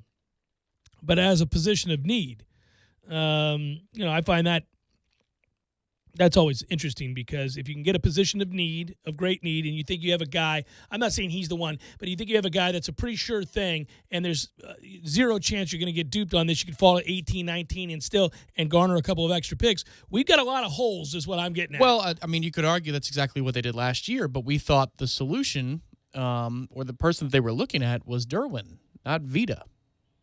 When they traded back, we thought, wow. And then they get to their pick, falls to the Bucs' time now to pick, and you say they're going to get Derwin and move back A+ all around, and then they just didn't draft Derwin. They did it last year, I guess, is my point. I'm trying to think. I'm guessing I feel like the most shocked we ever were as it pertains to Florida State players is without question E.J. Manuel. I can still remember that draft party. We had a great time, and I just remember hearing the name and being happy for him because I think he went through a lot here. He emotionally was beat up a little bit. And I think Jimbo grew as a coach after making mistakes with E.J. Manuel. Yeah, the problem is he got Neo next, and so he fell back into his old patterns. The worst thing that could have ever happened to Jimbo is to find out a player like Jameis Winston exists. Because now the eternal search for that guy who was preternatural. Well, he can do it. Yeah. Nowhere, Alabama. But, that was, once he saw that, he was like, oh, it's there. I was right. I knew it. They're out there. You just got to find them. Evaluate. Put them on the whiteboard. But James Blackman is that guy. He's going to spend the rest of his career searching for that guy. Maybe Malik Henry was that guy. No, you're not it either. Maybe Malik Henry was that guy. And I don't think so. He was willing to overlook everything. I don't think so. Now, if I could get him to get it right here, and if he can get this squared away, and if these problems go away, he's got a chance to beat James. The interesting part of that whole saga, the way it played out, how it ended, is that I know we beat it to death because we had an opportunity to do so, but boy, those last 2 years and those whiffs on quarterbacks, time and again, and mighty whiffs, guys that never played, guys that got in trouble, guys that weren't anything close to what he projected. The one that was just straight unlucky was DeAndre Johnson. Without question. And to a man, anybody I've ever spoken to that knows that kid said that situation was completely out of character. And there were no signs of that ever happening before. He had never been in trouble. The other part of that is, and this is an interesting conversation to have, the university did exactly what they had to do. The athletic department did what they had to do. There was no getting around that. But as time went by after that incident, you learned of some things that may have been said, words that were used that are trigger words that I can only imagine there's a natural reaction to. There was a knee. There were a lot of things that went on in there. If you had read about it and not seen it, he probably would not have been kicked off the team. I think because look how long it worked out for Joe Mixon at OU. And I'm not arguing about what ought to be. Right. I'm not arguing about what ought to be, and you shouldn't need video and all that other stuff. What I'm saying is Joe Mixon played, and nobody said peep, and we were reading reports that was a heinous crime. From people who had seen the tape, and they just weren't allowed to, Right, and that was heinous. That was unprovoked. There were all kinds of things about that made that situation far worse, far more egregious than the situation that happened with DeAndre Johnson. That tape came out immediately, and he was done. And we said it at the time. Well, you're done. There's nothing we can do about it now. You're done. And you know. I would hope. I mean, I know. It's obvious, low-hanging fruit. But I would hope we would still make the same decision without the tape. I'm willing to bet we wouldn't have, though. And I'm not saying that that's good. I'm just saying I bet we wouldn't have. I bet there would have been a lot of he said, she said. There would have been a lot of dispute at the bar. Who knows who would have said what upon interviews. And also because, look, in the Mixon case, that girl's face was broken. Her eye socket shattered. She was, good Lord. DeAndre's situation, it was a bad situation, and it was ugly, but there certainly were mitigating circumstances that don't make it okay, but that you can at least weigh the balance of how it goes down and why it happened, as opposed to Joe Mixon just hammering somebody that was nuts. Weren't there allegations that he was being taunted as well, or no? Well, you've seen the video. Nobody is doing anything to threat. There were plenty of allegations, and there was her putting her hands up. She was no threat to him. And ultimately, that's what happens with DeAndre or Mixon or anybody else. Right. Anytime a man hits a woman. DeAndre Johnson was not threatened. No, he's not threatened, no. Not physically. No, he's not threatened in any way. But I do think that was really unlucky. And because, again, according to most, that was a off-the-wall, out-of-nowhere situation. And we had seen him throw the football, and we were very impressed. Spring game. Yeah. It was an impressive spring game, and it's a spring game. But we thought, that could be your guy. The discussion was really of the DeAndres. We're like, oh, I think he's the DeAndre. Remember, we were kind of speculated a little bit about friends who out in Jacksonville. He was impossible to ignore because in that area he was just such a dominant player, and so you start to see clips of him like on the local news, that kind of thing. And they're like, we got a good one. It's like Mr. Football in the state of Florida. Yeah, yeah. Well, one thing though, if we're just talking about the swings and misses at quarterback. And this is something part of the bigger discussion involving Florida State. Maybe Jameis spoiled us to this as well, but there is a line of delineation where if you've watched enough football and you've seen enough throws and sort of the anticipatory and the back shoulder and all the stuff, and then the velocity, obviously you need all of that. We now know when you watch a guy that all right, you can start him and win some games, but he's not changing the conference. We're able to see guys now really quickly and go, that's different. There's your probably mark it down, barring injury. There's your guy that's going to win you some conference championships at the very least, or certainly give you an opportunity to play in the college football playoff. And all. They were saying that at Clemson immediately, right? I mean, Trevor Lawrence, immediately they were like, wait till you get a load of this. Well, this is as can't miss as they get. It was the Deshaun throw with the in Athens against Georgia, yeah. Yeah. I mean, I remember watching that from Jerry's World. We were, we had our tickets to the game, and we were sitting in the, it was like second level club. They had like 2 club levels, and so we're sitting there, and that play just happens in front of our eyes. Oh my God! Well, I remember. Great. I was frustrated because I here thought, comes well, Clemson. Yeah, here we go, and then they've been able to find the next. And what's frustrating for us is that post Jameis, we've found nobody. Nobody can play. All garbage. And now we're trying to sort an offense out, too, to figure out what we need. That's the other hard part. And it's, I mean, I guess what I would say is I should probably, instead of garbage, I should say serviceable. At best. Yeah. There's been a lot of serviceable. That's the way to say it. And I think that's true. Just a whole lot of, it's serviceable. You ain't winning any championships with that, but you might win 8 games. Without being mean for no reason, I think that's exactly right. Serviceable.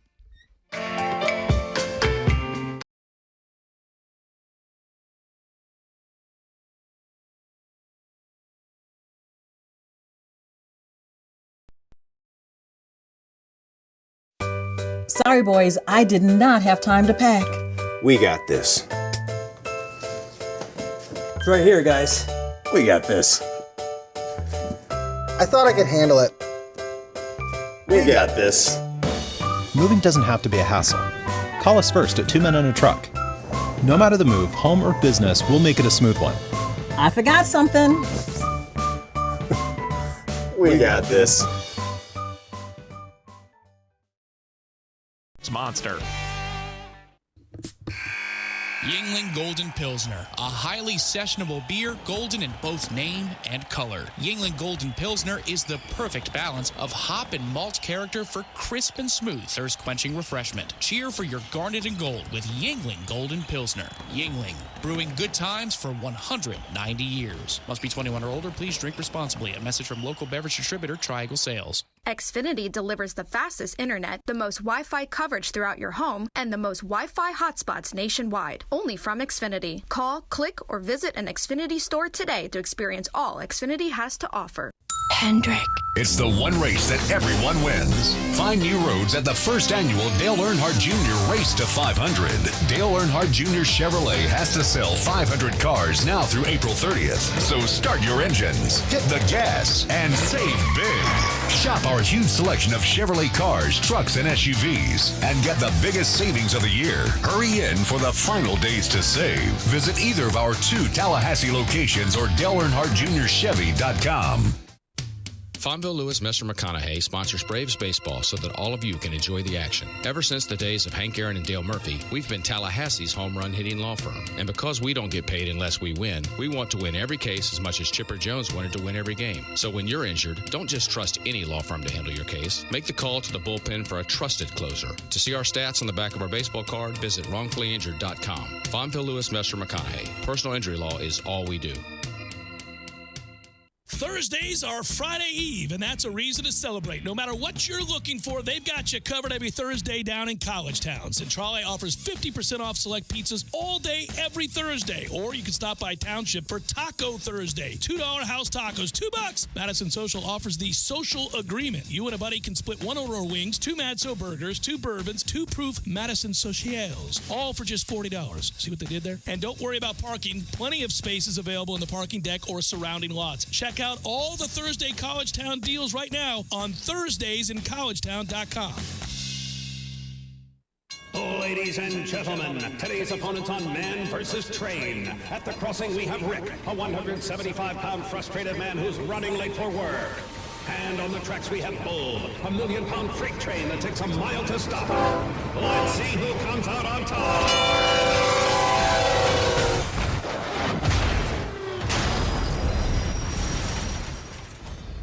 You can't beat a train, so don't try. Stop. Trains can't. Paid for by NHTSA. It's bow time at Bojangles. Need a flavorful, convenient meal? Come in today for 8 pieces of Bojangles perfectly seasoned chicken for just $9.99 and get 4 free made-from-scratch buttermilk biscuits.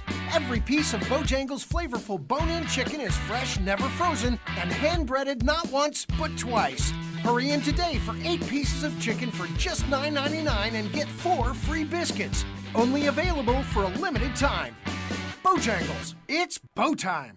Hi, Chris Kraft for Kraft Nissan. Let me tell you, Nissan has hit it out of the park this month with huge rebates and special interest rates. You get both, and it's on all 2019 Altimas, Maximas, and Muranos. So listen to this. 2019 Altimas, $5,000 off and 2.9% interest for 60 months. 2019 Maximas, $5,000 off and 1.9% interest for 60 months. And 2019 Muranos, $5,000 off and 0.9% interest for 60 months. Seriously, over 100 2019 Altimas, Maximas, and Muranos in stock are $5,000 off, and they all have 0% interest. You get both. Plus, all trades are $1,000 over Kelley Blue Book, and Kraft Nissan will include 2 years or 20,000 miles free maintenance when you mention this ad. Kraft Nissan, where you can stack huge discounts, huge rebates, special interest rates, and $1,000 extra for your trade. It all equals the best price and the lowest monthly payments in town. Kraft Nissan on Mahan Drive between Academy Sports and Costco.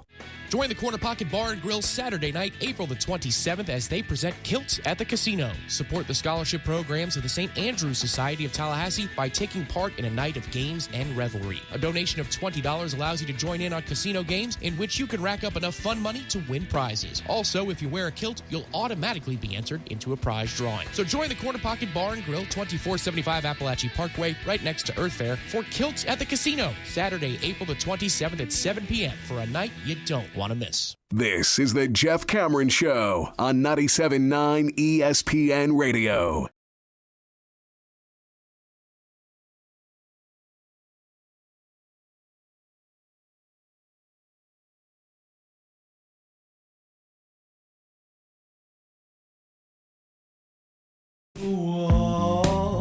I think it's odd. You and I were talking about this before the show's switch gears here for a moment from the draft and all the stuff about projections of players. But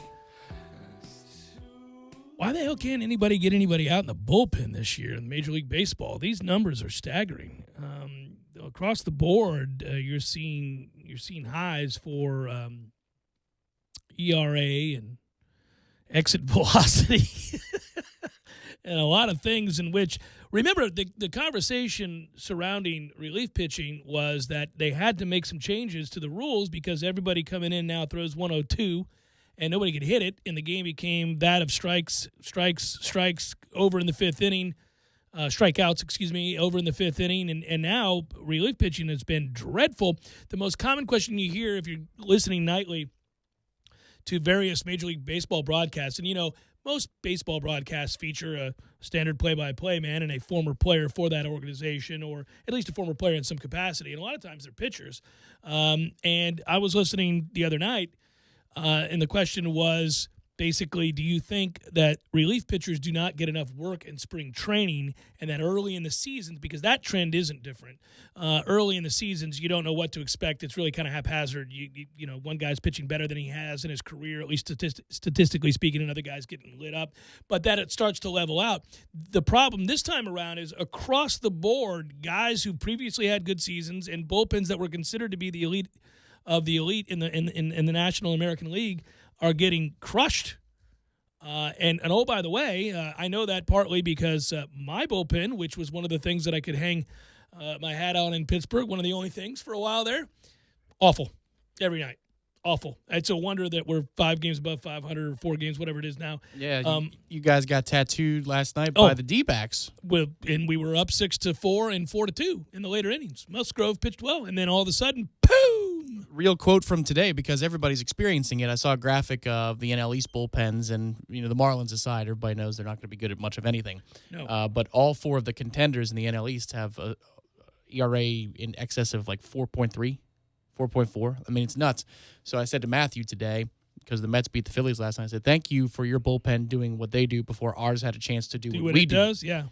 Because we got up to a 5-1 lead. And that's big time different.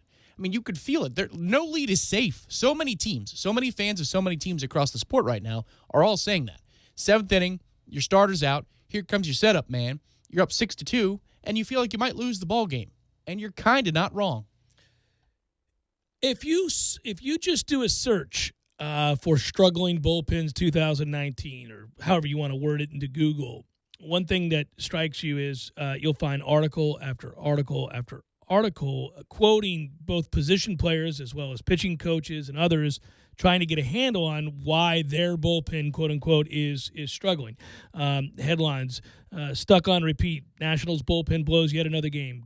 Cubs pitching struggles reach historic proportions. And Rizzo is asked, what's going on in the bullpen? Struggling to find answers. Then you go through the power rankings and you look at some of those numbers. Kansas City's bullpen, shaky start to the season. And some of these teams are teams that you don't care about. But what I find is that some such article lamenting and certainly documenting the woes of bullpens for 3/4 of the teams in each division exists. Every corner of this country has a bullpen issue. That's crazy. So I watched a game last night, and I had to turn it off. We ended up winning in 11. It was the lone game we beat the Phillies last week. And we had Jarvis Familiar come in, who is somebody who is already – if any old-timers out there, and by that I mean 90s baseball fans, remember Armando Benitez. Mm-hmm. This is who this guy is. There's no such thing as a 1, 2, or 3 inning with the guy. He's always going to have dudes on base, and I don't know if it's just he's an adrenaline junkie or he just really can't control pitches for 75% of his appearances. But it's going to be a rocky road. So when you watch him come in, you know that your stress level is going to go up. Maybe you need more Laramie Tunsil in your life, that type of approach before you watch him pitch. Well, his first 23 pitches, 16 balls, 7 strikes. There were 4 walks, and he had a double play. The only reason he was still in the game is he had a rocket shot double play to third, ended up being a 5-4-3, or if they doubled off the guy at second, I don't remember. But I watched 23 of his pitches, 16 of them were balls. I turned off the television. I couldn't do it anymore. Nothing more maddening than watching relief pitching be the antithesis with walks. I mean, it walks worse than anything else. I'll live with a guy who's around the strike zone and gets hit.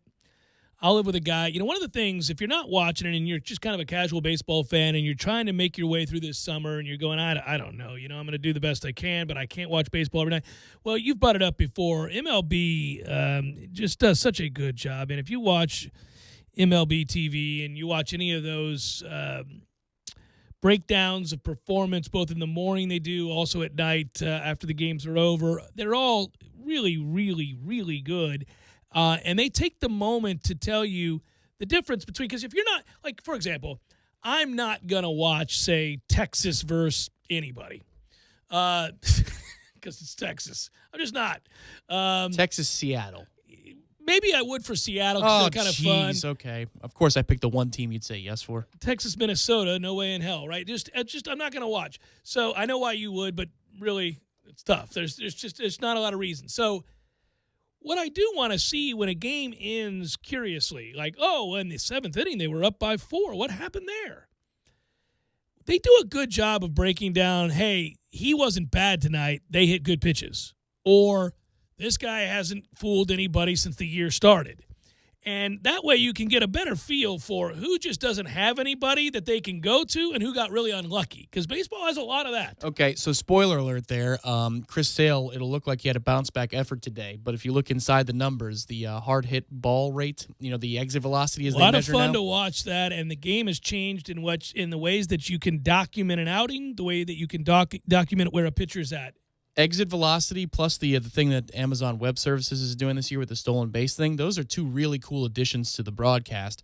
But this was Chris Sale's 3rd start this season, and he's only had, 5? I mean, I'm assuming 5 or 6 maybe, tops, where he's had 6 different balls leave the bat at over 100 miles per hour. He's getting shelled. It just so happened that they were at people today, apparently.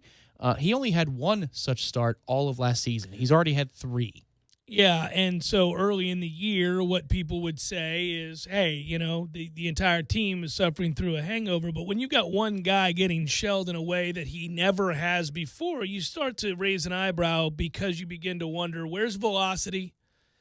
And, guys are sitting on things now, and he can't just throw it past them. It ain't dead arm, it's April, and it's not the temperature. Spare me with the temperature thing. Well, I guess the point we would be making here is there are some weird things happening in baseball that don't statistically match up with what happened a year or two last year or the year before. And some of it's good, Tom, because what people have been complaining about is a lack of runs, a lack of action, and baseball is not lacking action right now. No, what you need is a vomit bag every time you get into the 7th inning because you're going to choke it away, and you've got to live through that. No one is safe. I mean, it's much like a Game of Thrones episode in season 1 or 2. Nobody's safe. The entire NL East, if you're watching Phillies, Braves, if you're watching Mets, Nationals, or any combination of those teams, you get to the 7th inning, all of the fans in some way can look at each other and say, good luck. Good luck with this. Because I don't know and you don't know. We'll see. It's just a coin flip here. If they keep hitting home runs like this and also putting the ball in play at a much higher rate like this, though, I don't think a lot of people will complain from the casual fan category. You and me, diehards, watching our team every night, and we let them run out that dumpster fire time and again. You get very frustrated, but most people are like, hey, look at that. I watched an 8-7 game last night. The baseball really is flying. Something's going on. That's still happening. A lot of trademark shots that are going 410. You're like, okay, how is this possible? We'll monitor that. It could just be the launch angles, Tom. They've really got this launch angle thing. They wound the ball again, just like in 98. Nothing to see here. The ball's just wound tighter. Jeff Cameron Show, 97.9 ESPN Radio.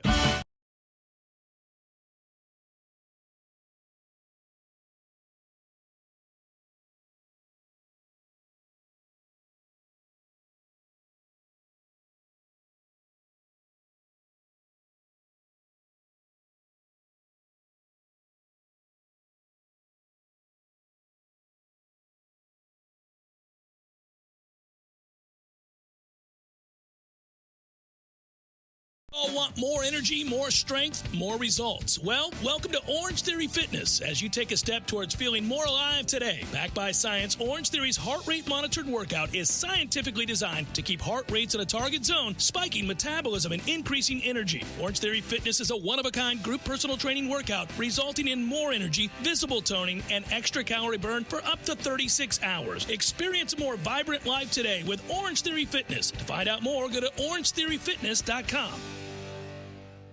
This is Lisa Brady. 17 years ago, I opened Lisa's Paint and Body to provide Tallahassee with an honest repair shop. Thanks to you, our customers, we have outgrown our current location and soon we'll be moving. Our new location is twice the size, easier access, state-of-the-art equipment, and the newest technology. ASE and ICAR certified technicians. Personalized attention, guaranteed results. 2820 Mahan Drive. Call 385-2665. Lisa's Paint and Body Shop, MV46050. I know you know this, and you probably have already suggested it, and maybe she's already had it. But, Tom, I'm bringing your girlfriend into the fold to talk about Bumpa's Local. Don't you bring her in here. I'm telling you now that she would love the ahi salad. Oh, yes. Did I get it right? Yes. Yeah. Well, that was delicious. That was the first thing she ever tried, and now anytime we are in the neighborhood, which is, a capital circle right between I-10 and Centerville. Like you're right giving in the people there. the location for Bumpus Local 349. Mm-hmm. Perfect. I like it. Yes.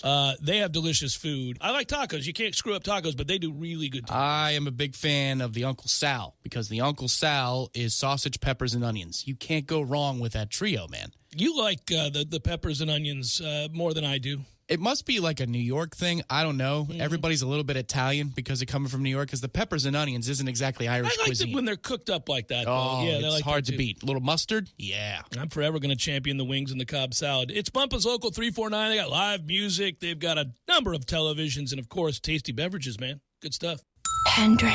It's the one race that everyone wins. The first annual Dale Earnhardt Jr. Race to 500. Dale Earnhardt Jr. Buick GMC has to sell 500 cars now through April 30th. So start your engines, hit the gas, and save big. Shop our huge selection of Buick and GMC cars, trucks, and SUVs, and get the biggest savings of the year. Hurry in for the final days to save. Visit either of our 2 Tallahassee locations or Dale Earnhardt Jr. BuickGMC.com. We are professional grade. Are you looking for a trucking company you can work with till retirement? Do you want to feel like you're part of a family instead of just a truck number? If so, join the Early Trucking family that's been trucking for 25 years. ETC offers a benefit package that's second to none, including a 401k, paid vacations, sick leave, health insurance, Aflac group rates, and long-term care with only 2 health questions and a $1,000 signing bonus. They have regional dry van, hopper, and tanker lines available, home every weekend or more. Go to earlytruckingcompany.com to fill out an application.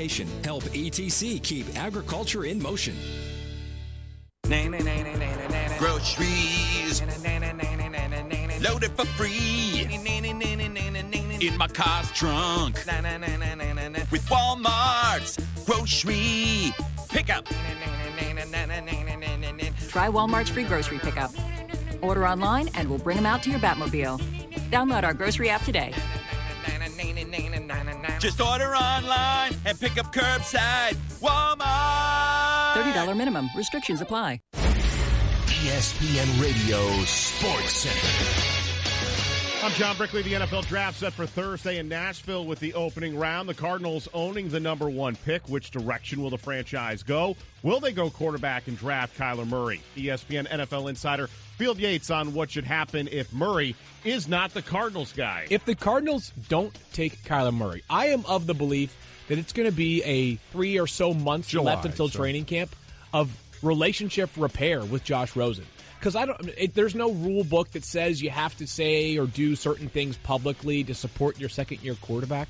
But the circumstances surrounding Josh Rosen were awful last year. His play was pretty poor as well.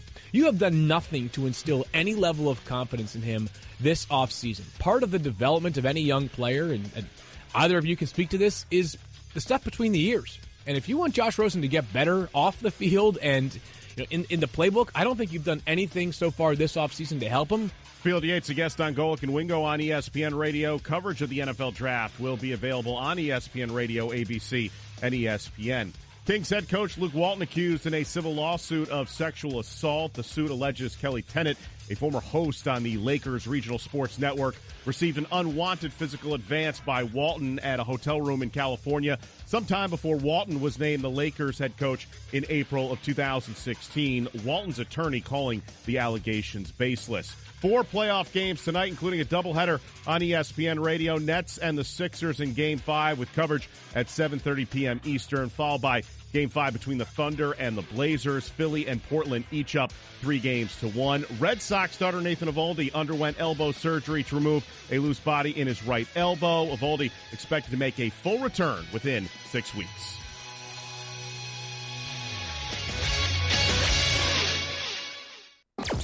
Broadcasting live from the Tallahassee Dodge, Chrysler, Jeep, Ram, Fiat studios in the capital city of Tallahassee. This is the Jeff Cameron Show, brought to you by Cornerstone Tool and Fastener on 97.9 ESPN Radio.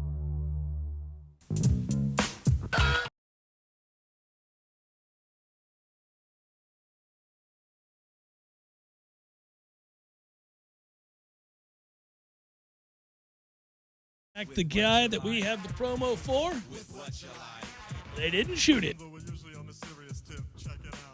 That's awesome. Maybe it'll kill somebody else. Yeah, just don't spook it. That's all. Don't go near it. Don't spook it. Don't let it know it can corner you. The cassowary lives, the one that killed the 75-year-old Marvin Hajos. Don't release it on the grounds of Bethpage Black for the PGA Championship.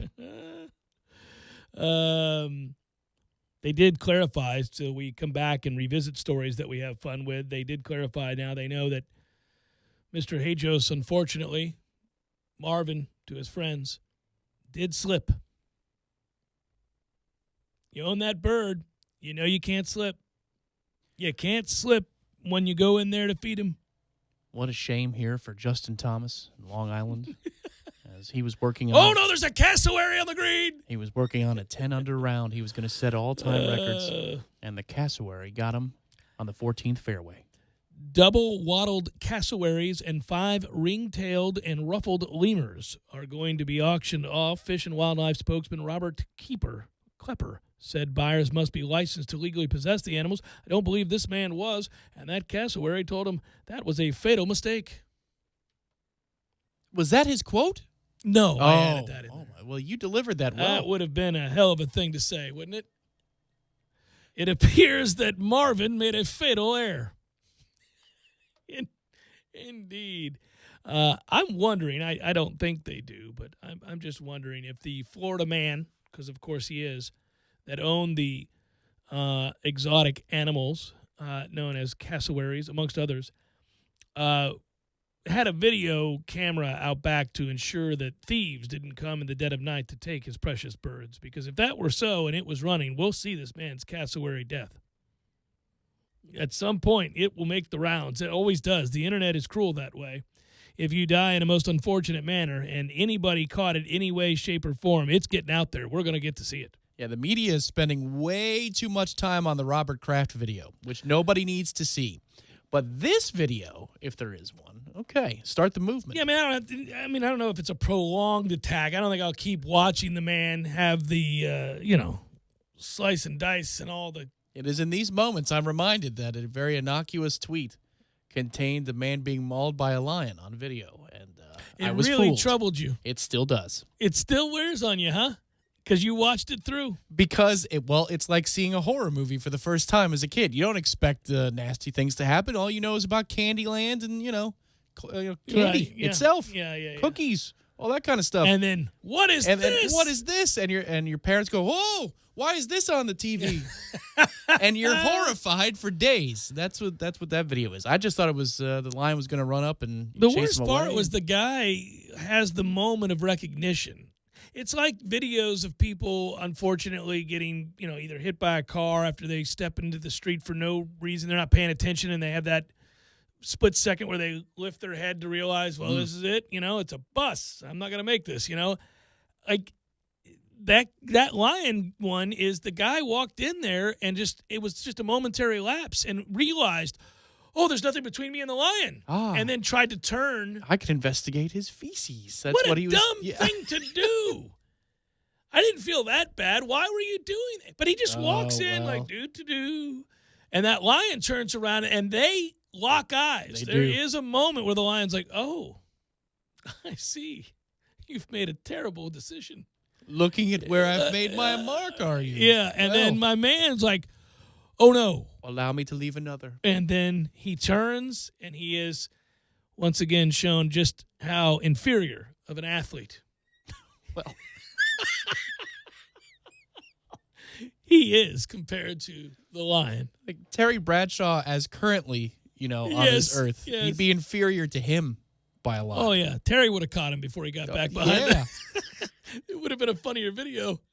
Terry pretending to be a lion as the man then walks in, and then Terry going, ha ha, and then chasing him to see if he could get back behind the gate. Where are you going? One of the great videos ever made. We should recreate that. Terry Bradshaw pretending to be a lion, chasing that old man, seeking refuge behind the gate. It's the perilous screams, that's what sticks with you. You're like, man, this guy knows exactly what's going down. Yeah, well, here, I'll give you good news because you mentioned it at the top of the segment. Florida judge has blocked the release of surveillance video and Robert Kraft's solicitation of prostitution. The ruling sent a signal the video might be, unfortunately, released at some point. But for now, it is blocked. You blocked the hell out of that thing. That should be blocked like that's a state secret or that. I mean, that has to be like, oh, no, the Russians will get it. I mean, we got to make sure. You got to really, you got to really put the kibosh on that. Nobody should ever see Robert Kraft. The problem is he's then using that suppression of the video to defend himself in the case that he didn't do anything wrong at all, right? So, well, we don't know if that's true. I believe that's what TJ Quinn was reporting today. Is he's trying to suppress it from evidence in the proceeding, and he is not admitting that he did anything wrong or any of this happened in the first place. But in doing so, he's trying to suppress the video. But the problem with that is those same attorneys allege that the cops leaked the Kraft video, thus acknowledging there's a video of Robert Kraft in a sexual. There was a hearing today. Yes. In fact, his lawyer said if this leaks, then I can hold you legally accountable, and there was a ruling on that today. And it also would prove our case against Mr. Kraft.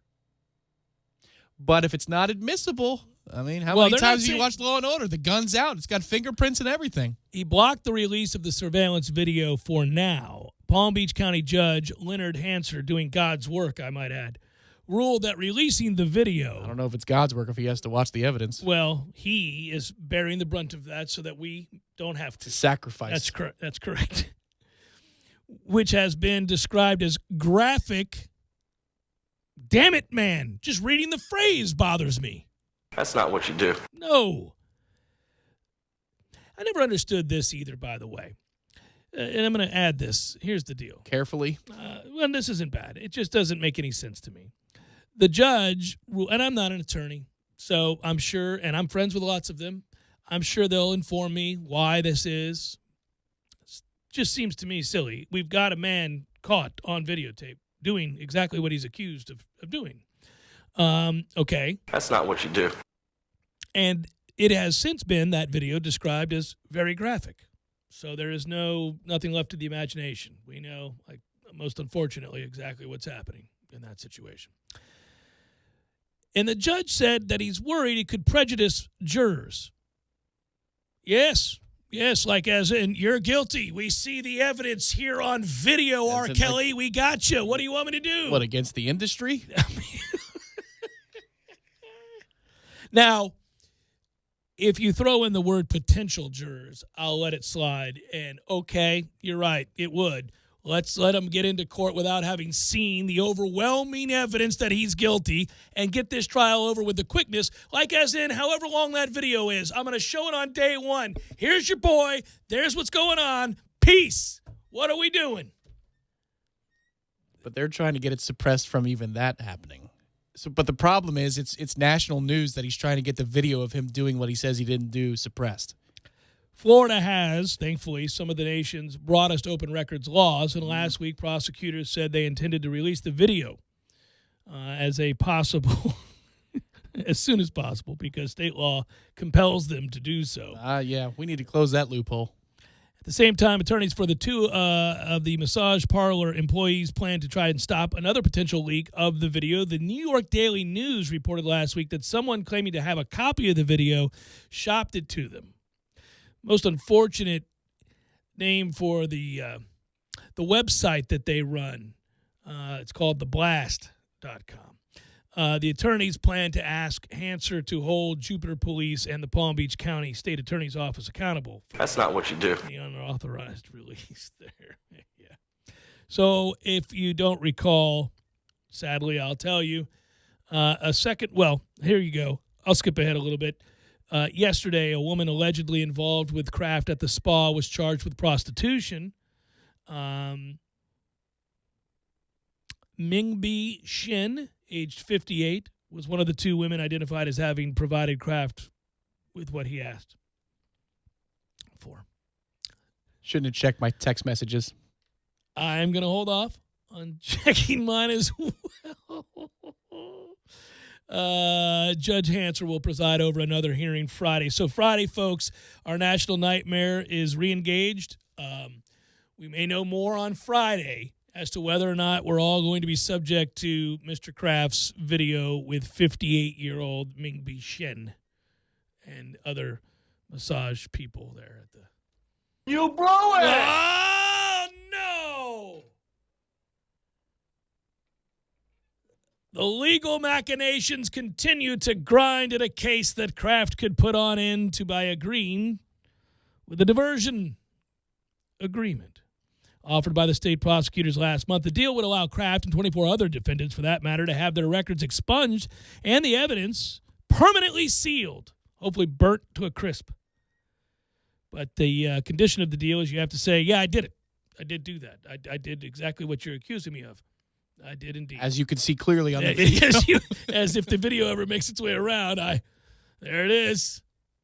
That's what I was wanting right there before going to the AFC Championship game. And many other times in which you did not catch me.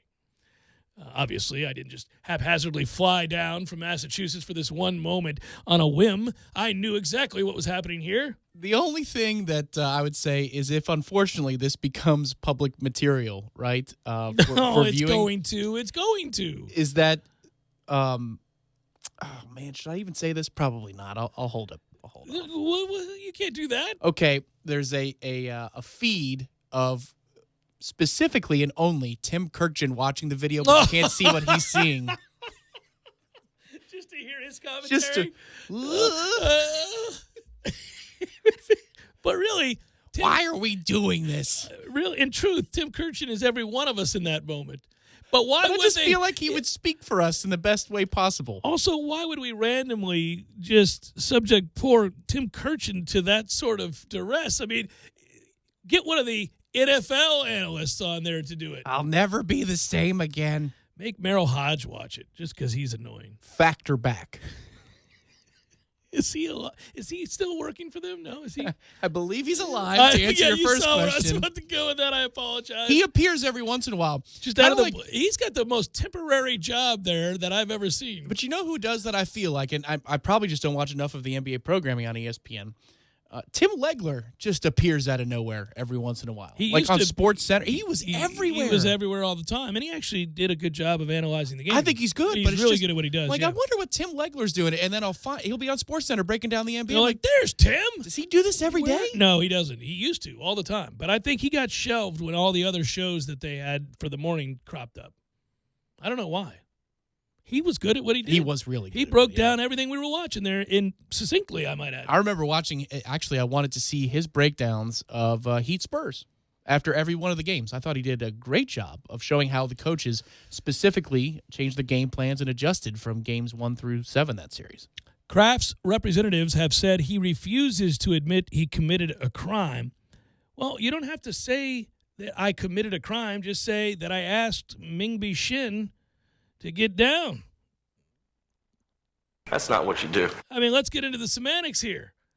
I'm not going to admit that I committed a crime, but yes, indeed, me and Mingbi Shin, we had some times. Apparently, you caught it on video.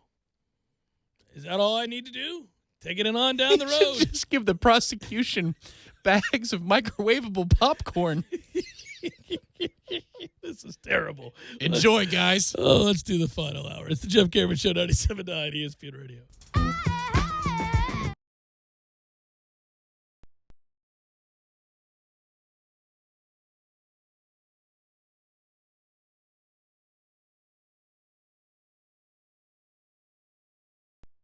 Sorry, boys, I did not have time to pack. We got this. It's right here, guys. We got this. I thought I could handle it. We got this. Moving doesn't have to be a hassle. Call us first at 2 Men and a Truck. No matter the move, home or business, we'll make it a smooth one. I forgot something.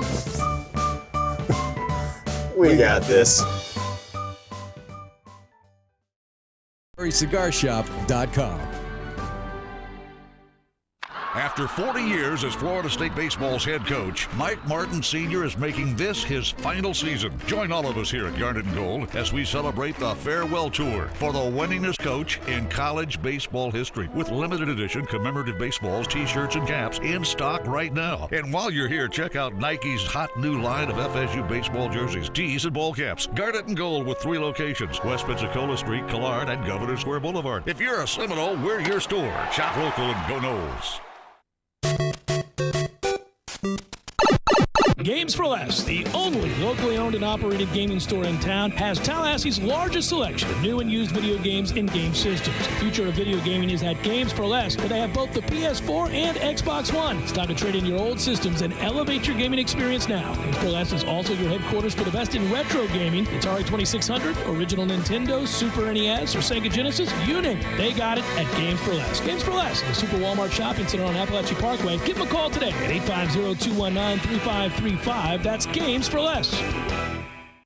Tallahassee Dodge Chrysler Jeep Ram is the Jeep headquarters of America. We've purchased over 100 Jeep Renegades, and they've all arrived and are on the lot for immediate delivery. 2018 Jeep Renegade Latitude with MSRP starting at $25,120. On sale now for $18,870. That's a savings of $6,250. A new Jeep starting at only $18,870. Those prices are unheard of and can only be found at your Jeep headquarters of America, Tallahassee Dodge Chrysler Jeep Ram. No other dealer can offer you this kind of savings. We buy in mass quantities and pass along the savings to you. 2018 Jeep Renegade Latitude, starting at $18,870. Payments as low as $299 a month. On the corner of West Tennessee and Capitol Circle, where we're right on the corner and always right on the price. Check us out on the web at TallahasseeDCJ.com. All prices include rebates and incentives plus tax, title, and dealer fees. State number 18J605. Must finance through Chrysler Capital and qualify for all rebates and incentives.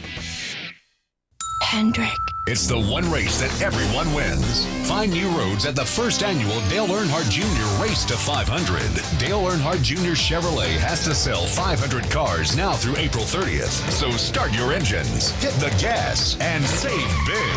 Shop our huge selection of Chevrolet cars, trucks, and SUVs, and get the biggest savings of the year. Hurry in for the final days to save. Visit either of our 2 Tallahassee locations or DaleEarnhardtJrChevy.com. We all want more energy, more strength, more results. Well, welcome to Orange Theory Fitness as you take a step towards feeling more alive today. Backed by science, Orange Theory's heart rate monitored workout is scientifically designed to keep heart rates in a target zone, spiking metabolism and increasing energy. Orange Theory Fitness is a one-of-a-kind group personal training workout resulting in more energy, visible toning, and extra calorie burn for up to 36 hours. Experience a more vibrant life today with Orange Theory Fitness. To find out more, go to orangetheoryfitness.com. Take me out to the ball game. Indeed. And with weather like this, it's good to see you out on this magnificent, sizable deck. It is quite impressive. You can see it all the way from the stadium. What a deck. What a deck indeed. I hear that a lot. You know, I remember, what was it, mid-90s you opened up? Place was so small. Now it's huge. All I know is a lot of good times have been spent on this deck. Man, people enjoy it. They laugh, they sing, they drink, they eat, and they celebrate all the goodness of the Gordo's deck. And you can come have a Gordo Smash. Delicious. Sitting on the deck with a Gordo Smash. That's a good day at the office. Or put a Cuban in your mouth. And other food. Gordo's, bringing the flavor and flair of Cuban food to Tallahassee since 1996. AAA Tree Experts has been a Tallahassee staple for over 35 years. But did you know they now offer landscaping? AAA landscaping services include custom outdoor landscape, creative landscape design and architecture, hardscapes, waterscapes, retention walls, and French drains, irrigation and sodding, landscape and holiday lighting. Call them today for all your outdoor landscaping needs. 850-385-3319 or visit them online at AAATreeExperts.net. AAA Tree Experts and Landscaping. Fonville Lewis Messer McConaughey sponsors Braves baseball so that all of you can enjoy the action. Ever since the days of Hank Aaron and Dale Murphy, we've been Tallahassee's home run hitting law firm. And because we don't get paid unless we win, we want to win every case as much as Chipper Jones wanted to win every game. So when you're injured, don't just trust any law firm to handle your case. Make the call to the bullpen for a trusted closer. To see our stats on the back of our baseball card, visit wrongfullyinjured.com. Fonville Lewis Messer McConaughey. Personal injury law is all we do. Driving every day from the Tallahassee Dodge Chrysler Jeep Ram Fiat Studios. This is 97.9 ESPN Radio, WTSM, Woodville, Thomasville, Tallahassee. ESPN Radio Sports Center. I'm John Brickley. The NFL draft set for Thursday in Nashville with the opening round. The Cardinals owning the number 1 pick. Which direction will the franchise go? Will they go quarterback and draft Kyler Murray? ESPN NFL insider Field Yates on what should happen if Murray is not the Cardinals guy. If the Cardinals don't take Kyler Murray, I am of the belief that it's going to be a 3 or so months left until training camp of relationship repair with Josh Rosen. Because there's no rule book that says you have to say or do certain things publicly to support your second-year quarterback. But the circumstances surrounding Josh Rosen were awful last year. His play was pretty poor as well. You have done nothing to instill any level of confidence in him this offseason. Part of the development of any young player, and either of you can speak to this, is the stuff between the ears. And if you want Josh Rosen to get better off the field and in the playbook, I don't think you've done anything so far this offseason to help him. Field Yates, a guest on Golic and Wingo on ESPN Radio. Coverage of the NFL Draft will be available on ESPN Radio, ABC, and ESPN.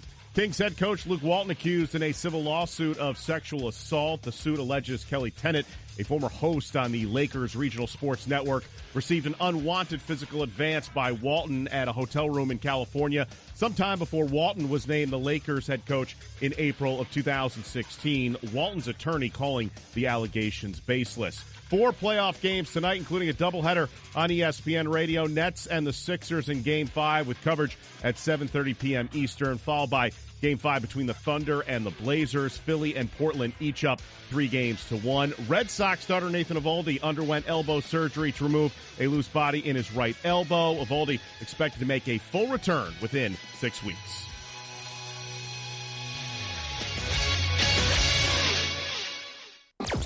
Broadcasting live from the Tallahassee Dodge Chrysler Jeep Ram Fiat Studios in the capital city of Tallahassee. This is the Jeff Cameron Show, brought to you by Cornerstone Tool and Fastener on 97.9 ESPN Radio.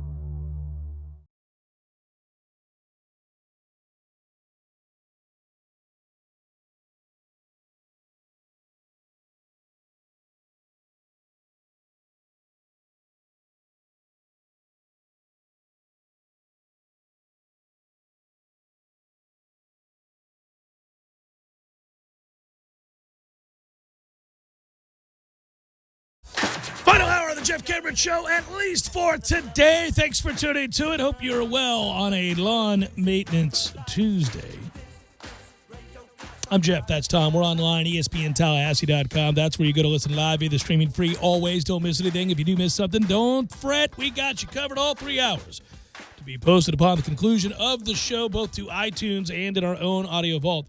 And apparently, by the way, this is a cool thing, and I know it may cause moments of consternation, but it makes me laugh.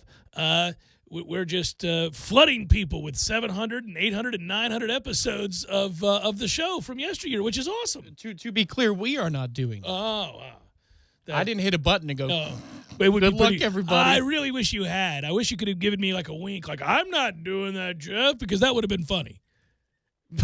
but I like how the one guy who sent the screen grab to me about it. It was 786 episodes, I think. One guy had 2,000. Yes, and it said the podcast it said Aaron Hernandez and weed. There you go. Yeah, it said JCS from like 4 years ago. Aaron Hernandez and weed. Good to know the show has always been, pretty well. It's right on par with today's. Yeah, it's pretty much the same. Yeah, Aaron Hernandez and weed was the topic of that segment. We did not do that. I do not know why that's happening, folks. I do apologize. No, it's weird, but you know what? If you want to catch up on a show from 2014, there you go. You got your opportunity. Your iCloud is too heavy. It's raining. It's raining podcast material. I will give credit. I often make fun of the Tampa Bay Times for a rather slanted approach to any number of things, but I will say they began an article today talking about Jason Light's situation and the upcoming NFL draft, and we've talked a lot about the draft. We're excited this Thursday. We will see you at Bumpin's Local 349 for our annual draft party. It's always a lot of fun. Great food, great beer, great people, millions of televisions, open air, good weather, back deck. You got everything you need for a draft party, and that includes us. We'll be there, so we'll see you there. You've left zero excuses. Yes. Yeah, that's true. But they began an article today that said, it's quoting Jason Light, "I'm just grateful to be here," Light said at the end of the 2018 season. and they go on to rip his ass and saying you should be because they go ahead and document the draft. I think that the oddity with him is that old Jason is either a home run or a complete bust. When he gets it right, he gets it right. When he gets it wrong, he gets it really wrong. It doesn't seem to be much in the way of gray area. The problem he has is they were in last place when he took over, and they're still in last place. Yeah, the only middle ground player I'd say, I'm not ready to concede he's a bust just yet, is Hargraves, because it looked like he had found a home in the slot, but then he got hurt. So yeah. The book is not quite closed. It may be just a sliver open, but yes, it usually is boom or bust. Well, the oddity here is, and let's ask this question, it is draft week, and everybody thinks about their team. Where are we at? Let's take inventory. Where's your squad at? Everybody's doing that right now. What has to happen for this team to be good? You know, there are a lot of keen observers that would say Tampa Bay is very close and that the hiring of Bruce Arians is going to help take them to the next level offensively, and they'll see some consistency. He loves Jameis, et cetera, all that stuff. And then there are still others who would rightfully point out all of the holes on defense in that secondary, et cetera.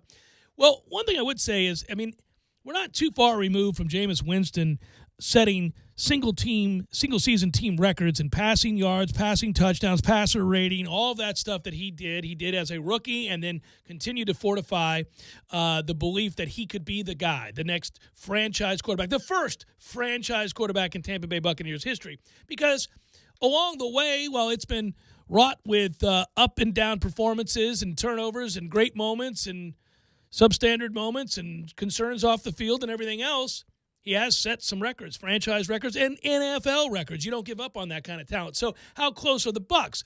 How close are the teams in this region? How close is Atlanta to continuing to decline, or are they going to get back to where they were in their Super Bowl season? Most Falcons fans, the more you talk to them, the more you realize that Matt Ryan season was one for the ages and literally one for the ages, and he hasn't been the guy since. Dolphins fans, well, they just wring their hands and say, my God, we haven't mattered in a very long time, and I don't know having the 13th pick in this draft is going to change that. I think if they got Rosen for a third, and then they could still get the 13th pick, that would change everything about Miami's fan base for the short term.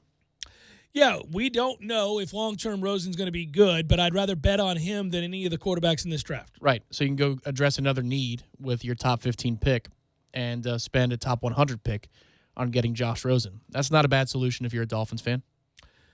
I would certainly do it. And I have said leading up to this draft that the thing you look at here are who are the teams that are going to make the play for Josh Rosen, recognizing that his draft grade last year is higher than that of any of the quarterbacks in this draft, save for maybe one or two teams that for some reason think that Kyler Murray can play a high level despite having to do something he's never done before, or that the league's never seen before. But that said, can I also say this to those every NFL fan who's also a college football fan? What percentage of them do you think would celebrate with Hunter Renfrow coming to their team in the third round or later?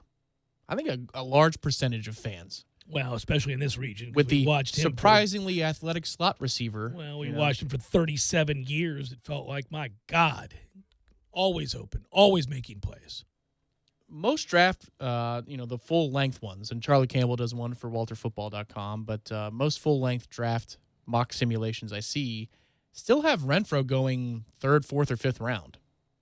And, for example, I'm always thinking about us. If the Bucs got him, I'd be like, all right, perfect. You spend on a fourth or a fifth round pick on Hunter Renfrow. That's a dude you can plug in and play day freaking one, man. We didn't want to pay Humphreys the $9 million per that he got from Tennessee, which is crazy. So we rightfully said, listen, man, I like you, but you're a fifth receiver. Have a good day. More power to you. Yeah, we're going to move it on. And you'd replace him with a guy that looks exactly like him from the same university. I think there are very few, and maybe special teams players can do this for you, be it kick returners or an awesome punter or something. I don't know. But there are very few players that when they're picked in the fourth or fifth round, people around NFL circles would just go, that's a hell of a pick. Great job. And a fan base would go, yes, really solid work there.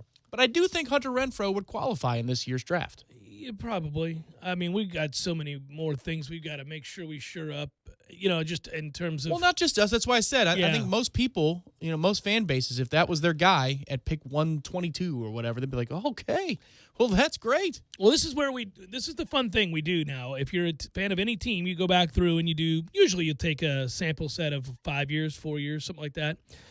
And they do that in this. And so here's what I was talking about with Jason Light real quick, and we'll move on because there's been some NFL news today, including a blockbuster trade. But really quickly, 2014, expected and, gained, lost value, average value, and actual value and all that other stuff that they use. Mike Evans, good pick. I did not blame them for taking Austin Seferian-Jenkins that year. That seemed like a pretty solid pick. We fortified the passing game and then some, yeah. Yeah. We didn't know, and maybe it is. I think the Bucs do a poor job in the interview room. I will say that. They don't seem to vet the guys. Yeah, they struggle there. So what happened there was Austin Seferian-Jenkins, of course, drank himself out of Tampa Bay. Charles Sims was drafted there. I know. Boy, does this new coaching staff love him as much as the previous one? God almighty. It bothered me to no end every time he was out there. I got that he was, serviceable, but Jesus. Kadeem Edwards was drafted that year. Kevin Pamphil was drafted that year. I feel like Charles Sims also, he had a Deshaun Jackson thing going with Jameis. He'd be open on a wheel. Couldn't hit him. So what's the point? He just wasn't any good either. 2015, Jameis Winston, good pick. Donovan Smith, Ali Marpet, Quan Alexander. Okay, we are rolling Big River.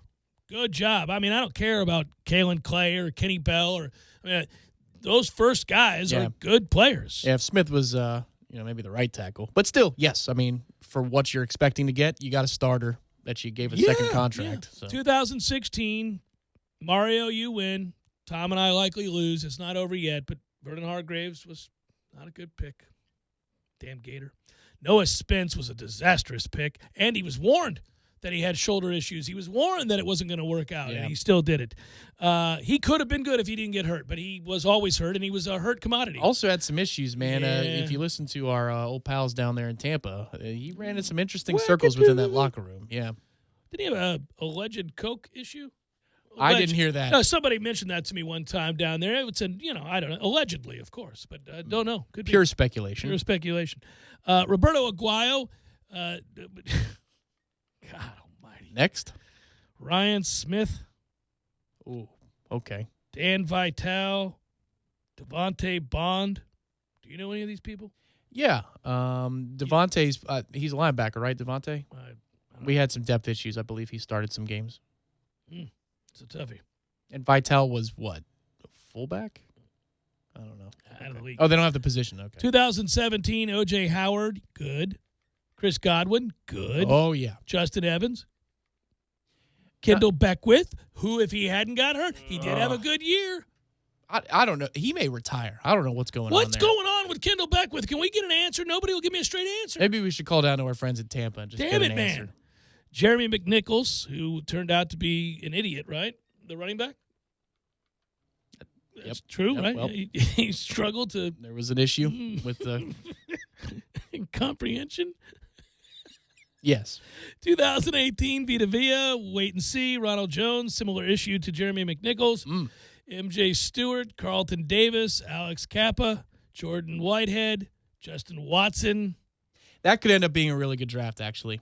It's not going to be. It's not going to be because Ronald Jones does anything. No, but if you hit one of the two defensive backs, Justin Watson looks like a really good player who could emerge in the receiving corps. And they took him late, so that's a good pick. And then Kappa, they took a flyer hoping to land a second Ali Marpet, and it's a little too early. Marpet was pretty much plug and play.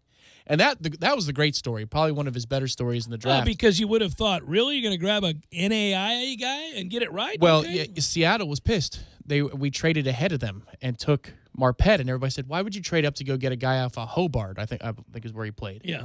And Seattle wanted him, and they knew it. They had intel. Do you remember why that was?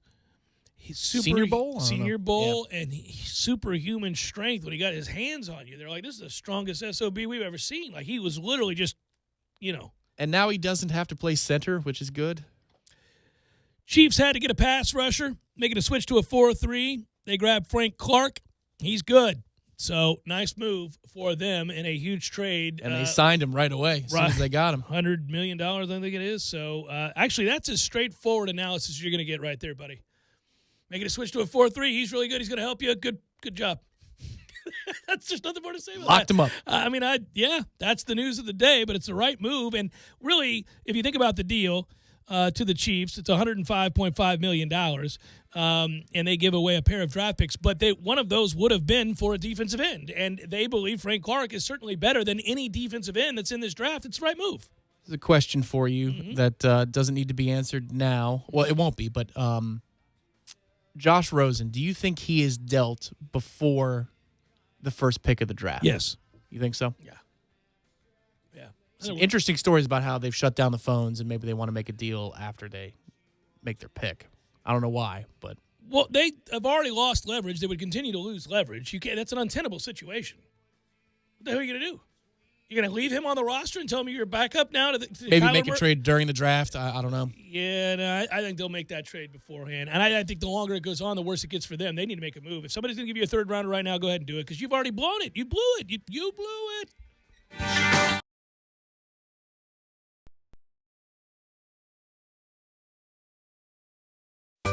Sorry, boys, I did not have time to pack.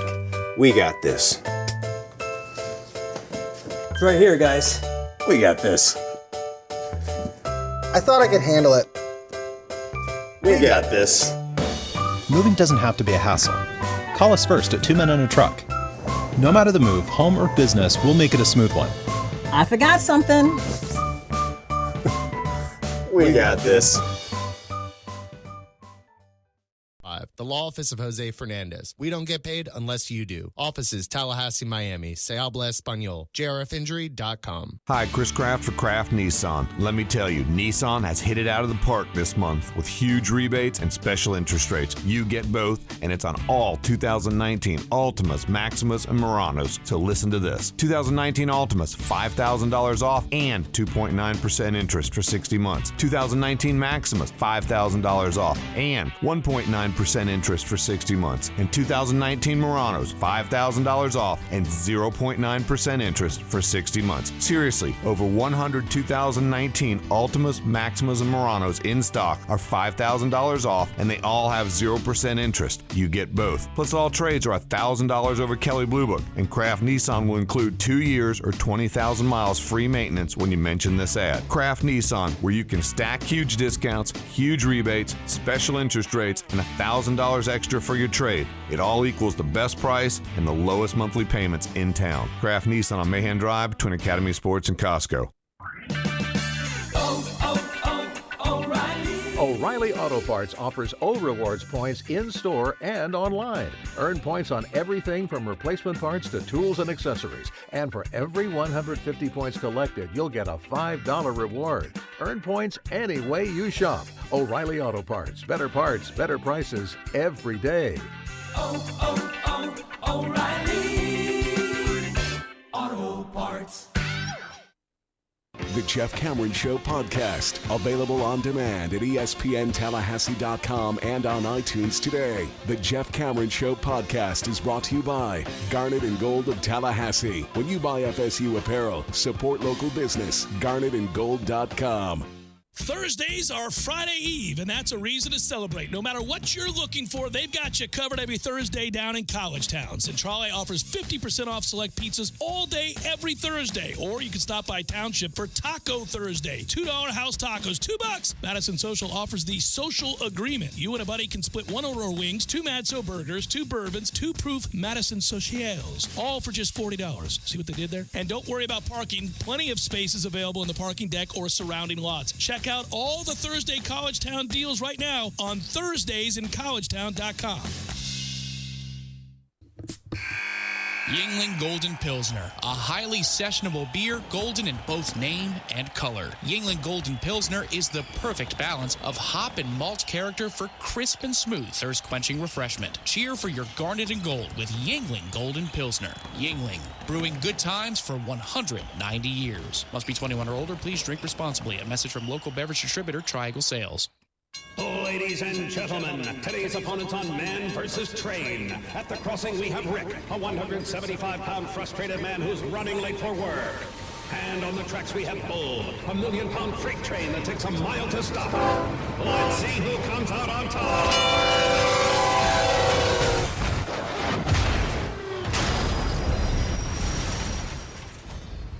You can't beat a train, so don't try. Stop. Trains can't. Paid for by NHTSA. This is the Jeff Cameron Show. Jeff Cameron Show on 97.9 ESPN Radio.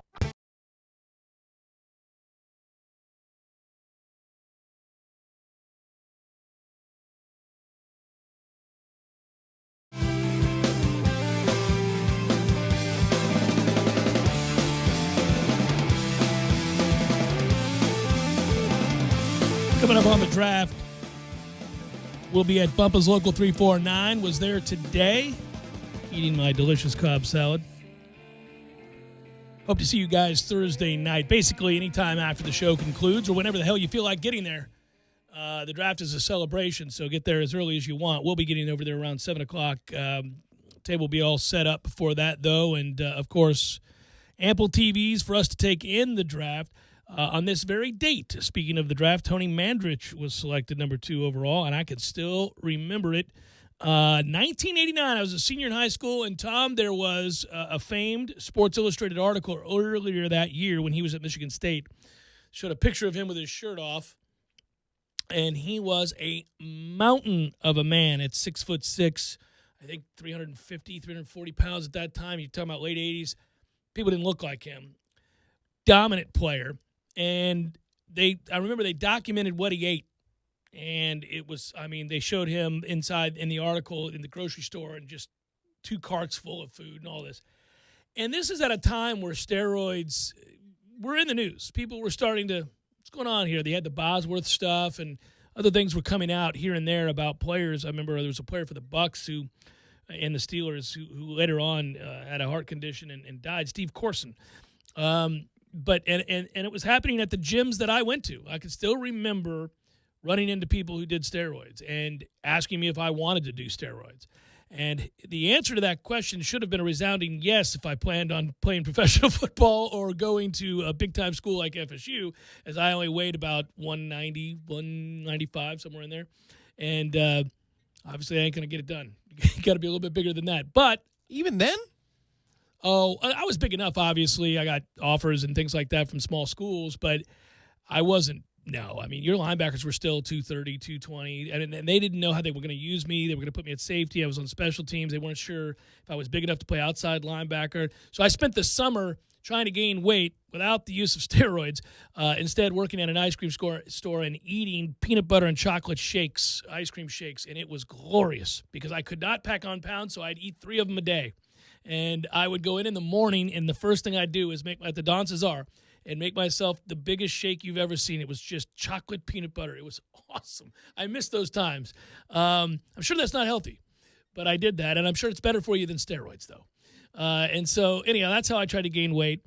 And I remember, I don't want to name the guy because he's still alive and he might listen, but he was begging me left and right to take steroids. And I remember he had Diana Ball and all these other kinds of steroids. And you know what kept me from doing it?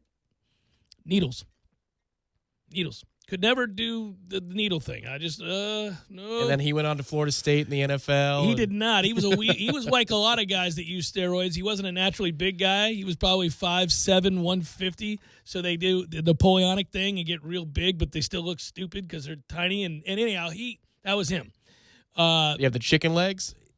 No, I think he worked out. Okay, evenly. so he at least did that. He did it right way. Yeah, okay. He wasn't just an upper body guy. He gave it his all, both sides. But he had the drugs, and he used to tell me, well, and there were a couple guys on the team that I knew that did. Anyhow, we were trying to figure out back then. You were looking at guys, and the kinds of steroids that were used back then led to weird injuries.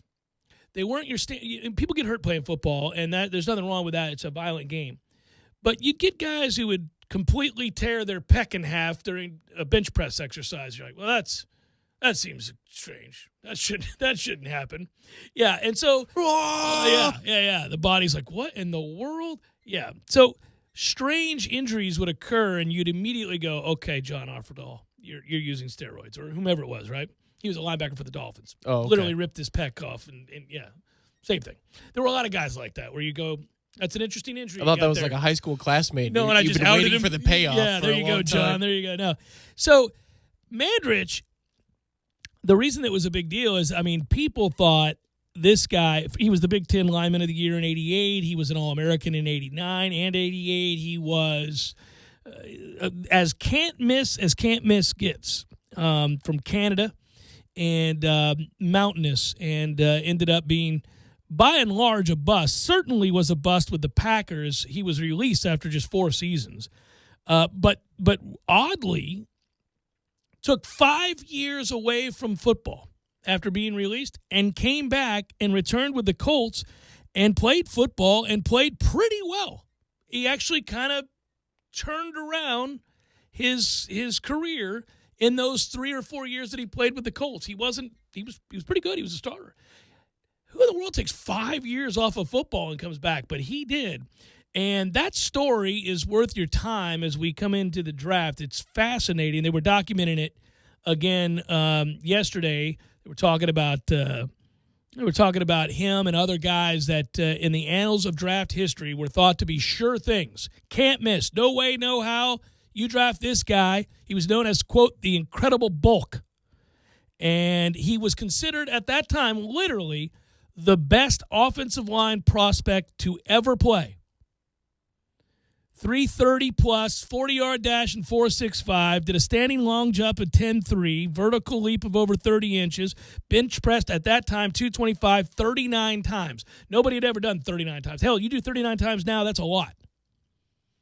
He was, again, on the cover of Sports Illustrated. He, at one point, they talked about him challenging Mike Tyson to a fight. But he missed a... He missed an appearance because he was in a drunken stupor. He loved Guns N' Roses. He would go to these concerts. He'd be right in the front row, this mountain of a man. All of these things were true about him, and all these things were interesting about him, except for that he got into the league and he sucked. He was useless.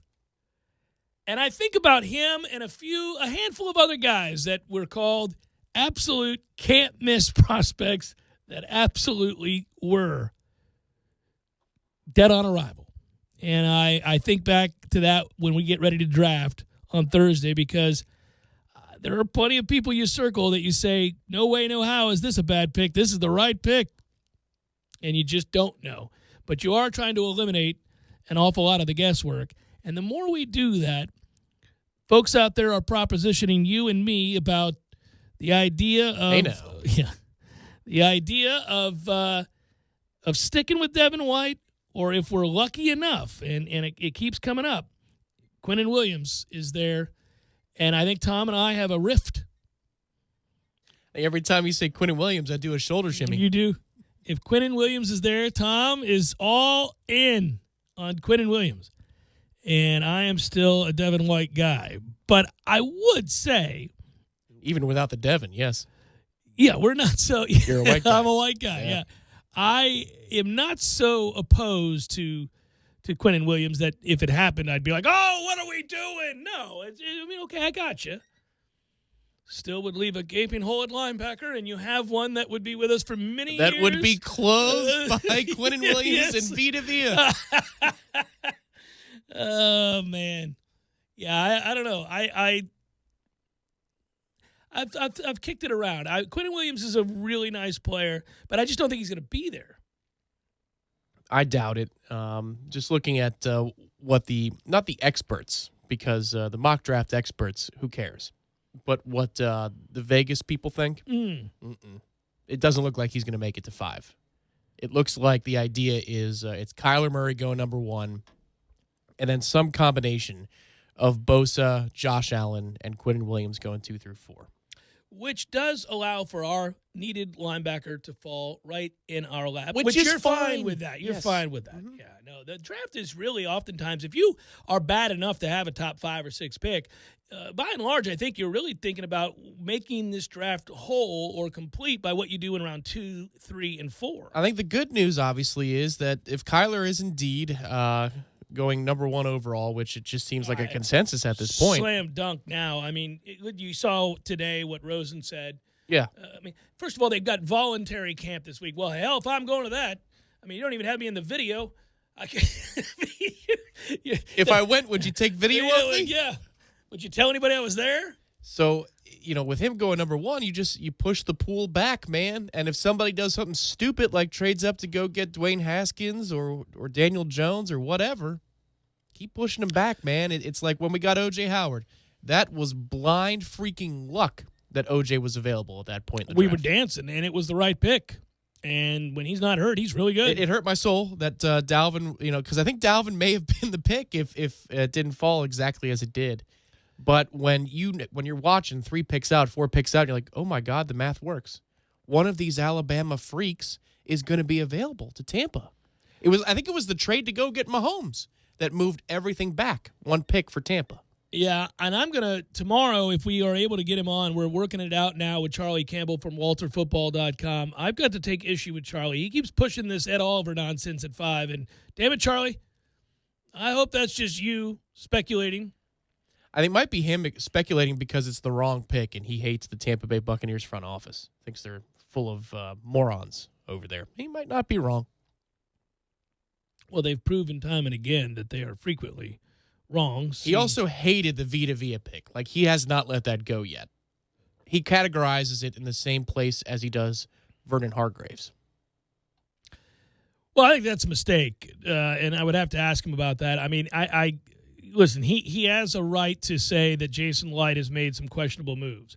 And, he would talk about that's a regrettable move. I think his quote is, and I'm reading here, Jason Light made many regrettable moves, like taking Vita Vea instead of Derwin James.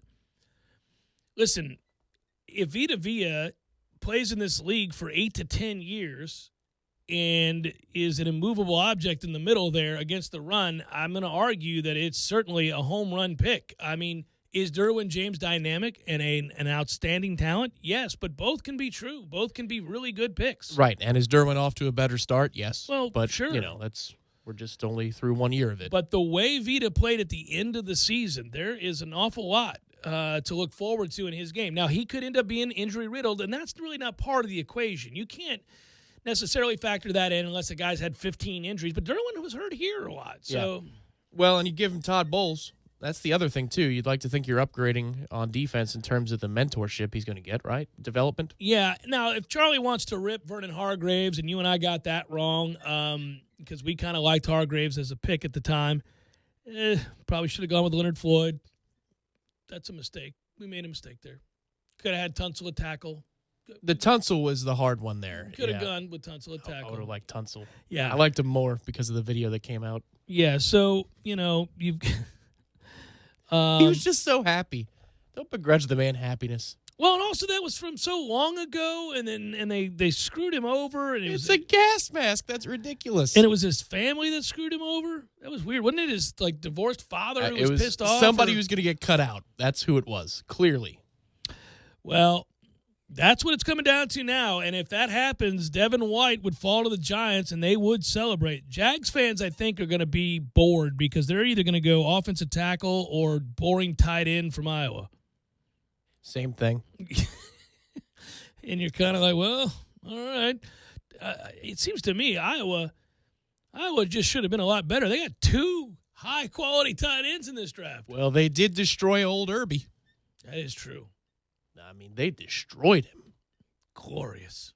I still can't believe we're about to enter into a draft in which Kyler Murray is going to be taken number 1. How ridiculous is that? I can't believe he was given the Heisman.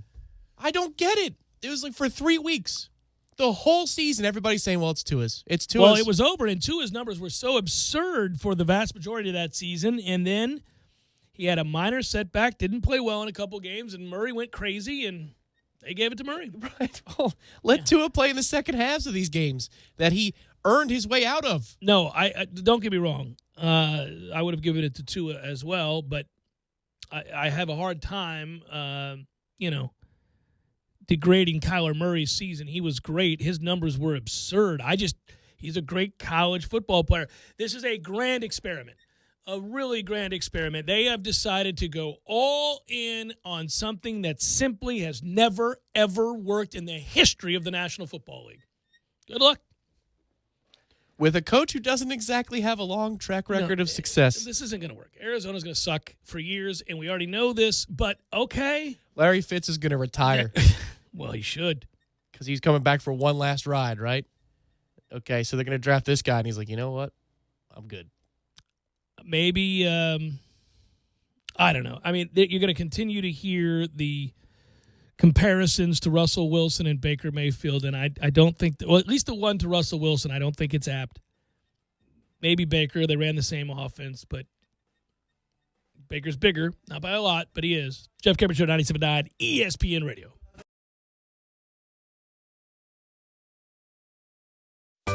Sorry, boys, I did not have time to pack. We got this. It's right here, guys. We got this. I thought I could handle it. We got this. Moving doesn't have to be a hassle. Call us first at 2 Men and a Truck. No matter the move, home or business, we'll make it a smooth one. I forgot something. We got this. Filter once a month. Excellent suggestion. Next caller, you're on the air. Well, the city of Tallahassee recommends that I take advantage of their grants and loans to get more insulation in my attic. That's really going to keep my cooling costs down. These are some great suggestions. There are lots of ways to save. Caller, you're on the air. I reduce energy for water heating by lowering my water heater temperature and installing low-flow shower heads. We have time for one more caller. What do you have for us? I make sure to use my programmable thermostat to regulate the temperature in my home when I'm away. Thank you, caller. That's all the time we have today. The City of Tallahassee Utilities would like to help you save as much energy as you can and save money while you're at it. Visit talgov.com for more information and start saving energy today. O'Reilly Auto Parts offers O-Rewards points in-store and online. Earn points on everything from replacement parts to tools and accessories. And for every 150 points collected, you'll get a $5 reward. Earn points any way you shop. O'Reilly Auto Parts. Better prices every day. O'Reilly Auto Parts. Jerry's Famous Cigar Shop is proud to support those who serve us daily. As a way of saying thank you, Jerry's is launching a new discount program for active and retired law enforcement, first responders, and military. Stop by and pick up your free discount card today at either of Jerry's 2 locations, one on Scherer Road or their new location on Cary Forest Parkway. Jerry's Famous Cigar Shop, online at jerrycigarshop.com. Hendrick. It's the one race that everyone wins. The first annual Dale Earnhardt Jr. Race to 500. Dale Earnhardt Jr. Buick GMC has to sell 500 cars now through April 30th. So start your engines, hit the gas, and save big. Shop our huge selection of Buick and GMC cars, trucks, and SUVs, and get the biggest savings of the year. Hurry in for the final days to save. Visit either of our 2 Tallahassee locations or Dale Earnhardt Jr. BuickGMC.com. We are professional grade. Ladies and gentlemen, today's opponents on Man versus Train. At the crossing, we have Rick, a 175-pound frustrated man who's running late for work. And on the tracks, we have Bull, a 1,000,000-pound freight train that takes a mile to stop. Let's see who comes out on top.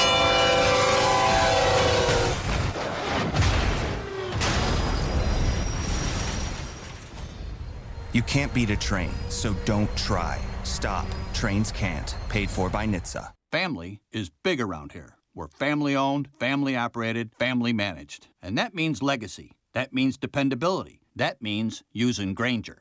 With over 1.5 million products and knowledgeable product experts, Grainger has whatever we need. And with same-day pickup and next-day delivery options, they have it whenever we need it. For over 90 years, businesses like ours have trusted Grainger. Because, like family, Grainger's got our back. Call, click Grainger.com, or stop by to see for yourself. Grainger, for the ones who get it done. ESPN Radio Sports Center. I'm John Brickley. The NFL Draft set for Thursday in Nashville with the opening round. The Cardinals owning the number 1 pick. Which direction will the franchise go? Will they go quarterback and draft Kyler Murray? ESPN NFL insider Field Yates on what should happen if Murray is not the Cardinals guy. If the Cardinals don't take Kyler Murray, I am of the belief that it's going to be a 3 or so months left until training camp of relationship repair with Josh Rosen.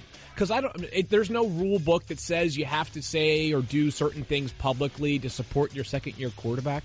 But the circumstances surrounding Josh Rosen were awful last year. His play was pretty poor as well. You have done nothing to instill any level of confidence in him this offseason. Part of the development of any young player, and either of you can speak to this, is the stuff between the ears. And if you want Josh Rosen to get better off the field and in the playbook, I don't think you've done anything so far this offseason to help him. Field Yates, a guest on Golic and Wingo on ESPN Radio. Coverage of the NFL Draft will be available on ESPN Radio, ABC, and ESPN.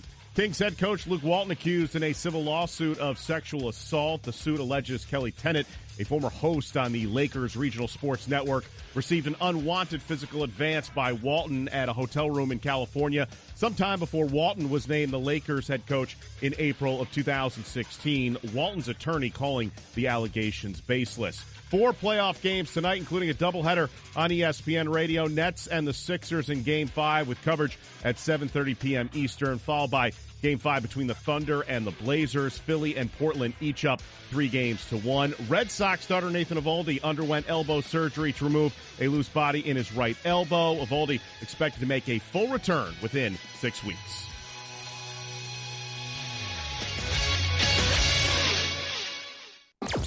Broadcasting live from the Tallahassee Dodge Chrysler Jeep Ram Fiat Studios in the capital city of Tallahassee. This is the Jeff Cameron Show, brought to you by Cornerstone Tool and Fastener on 97.9 ESPN Radio.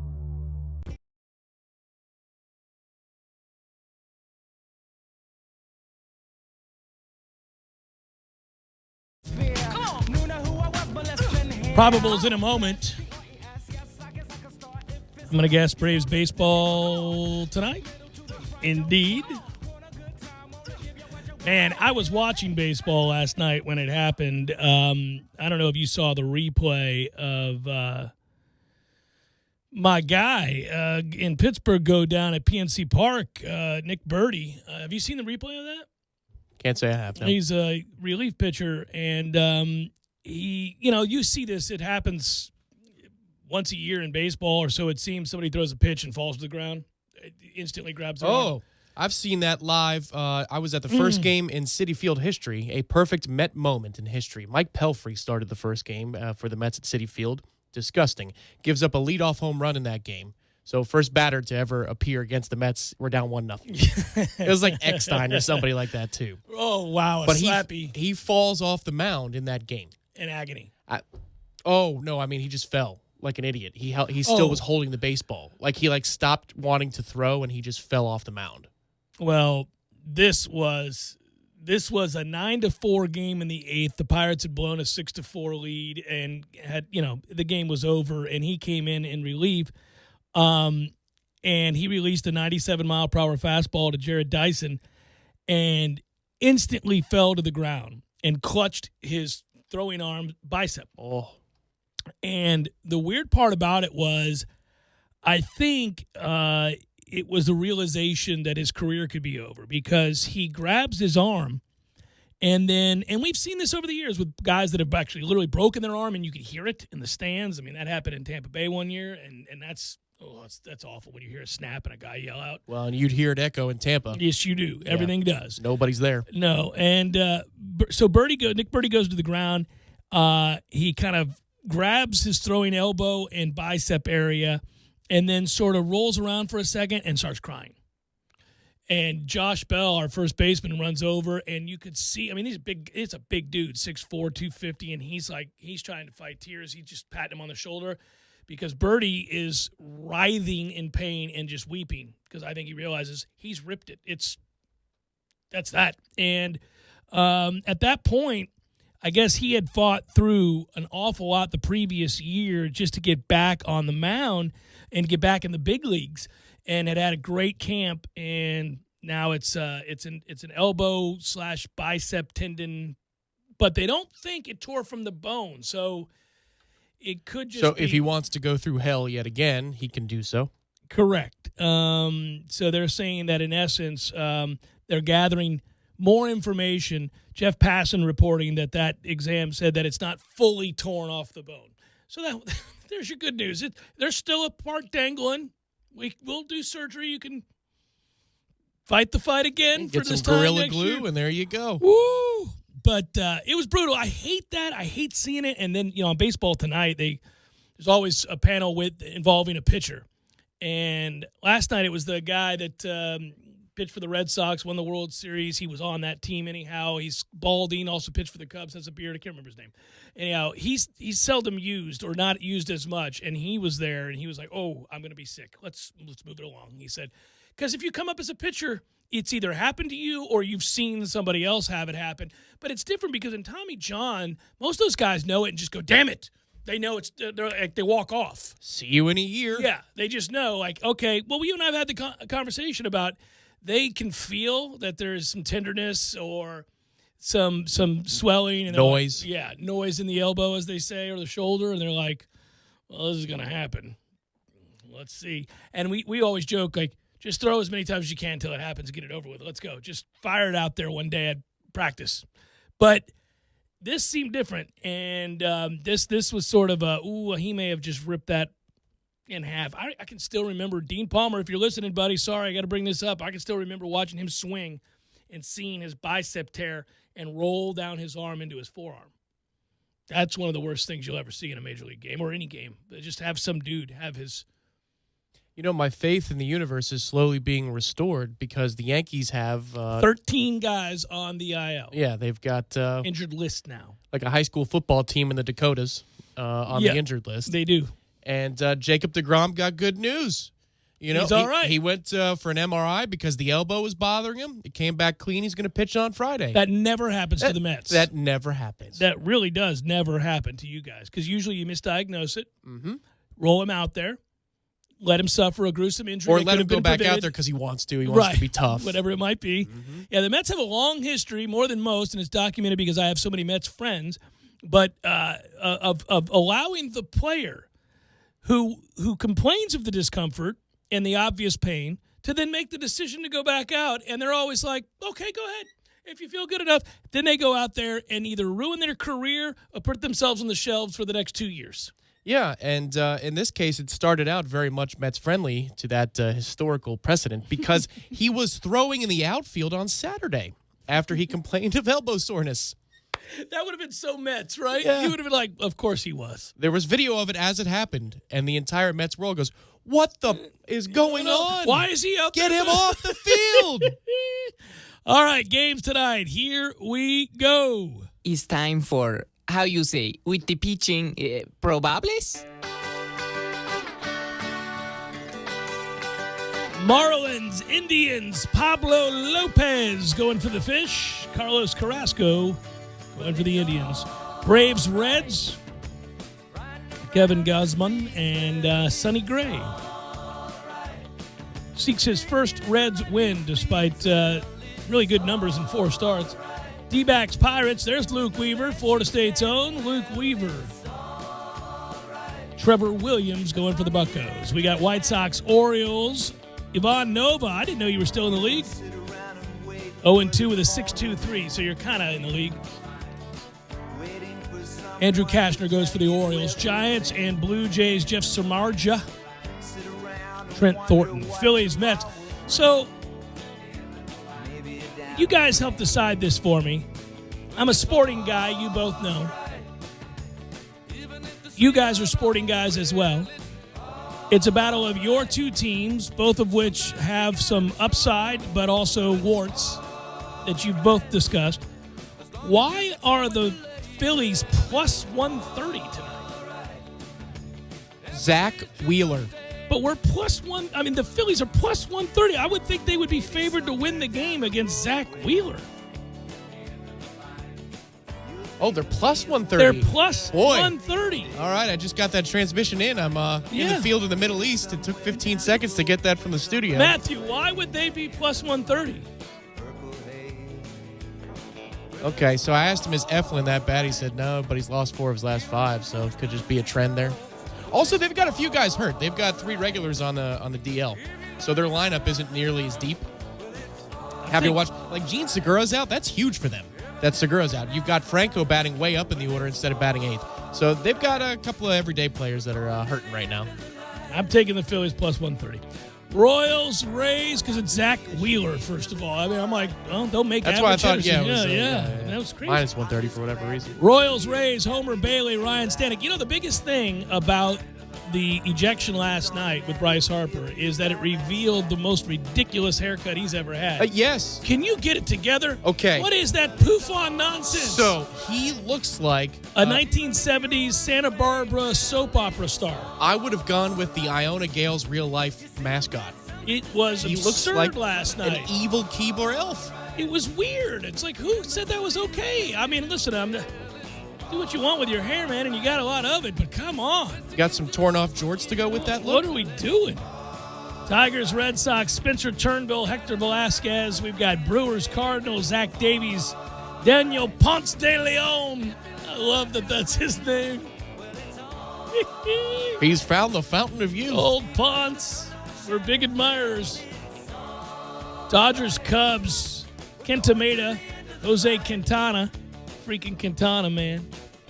Twins, Astros, Michael Pineda, Wade Miley. I forgot Wade Miley was still around. Nationals, Rockies. Why are the Rockies always so damn late with their starters? Get it together, Colorado. Everybody, the whole league, games earlier than yours, have their starters out there every day for the Rockies. TBD. Sneaky. Patrick Corbin goes for the Nats. We've got the Yankees, riddled with injury. Tragic, I know. Domingo Herman against Chris Stratton. And, man, what a slate tonight. Rangers, A's. We got Lance Lynn. That makes me laugh. Frankie Montas goes for the A's. Mariners, Padres, Eric Swanson, Nick Margevicius. And that is a look at those that shall reside on the bump. Summer breeze makes me feel fine, blowing through the jasmine in my mind. Yeah, when he got ejected last night, I was like, Bryce, I get it. You're frustrated with the strike zone, but that hair.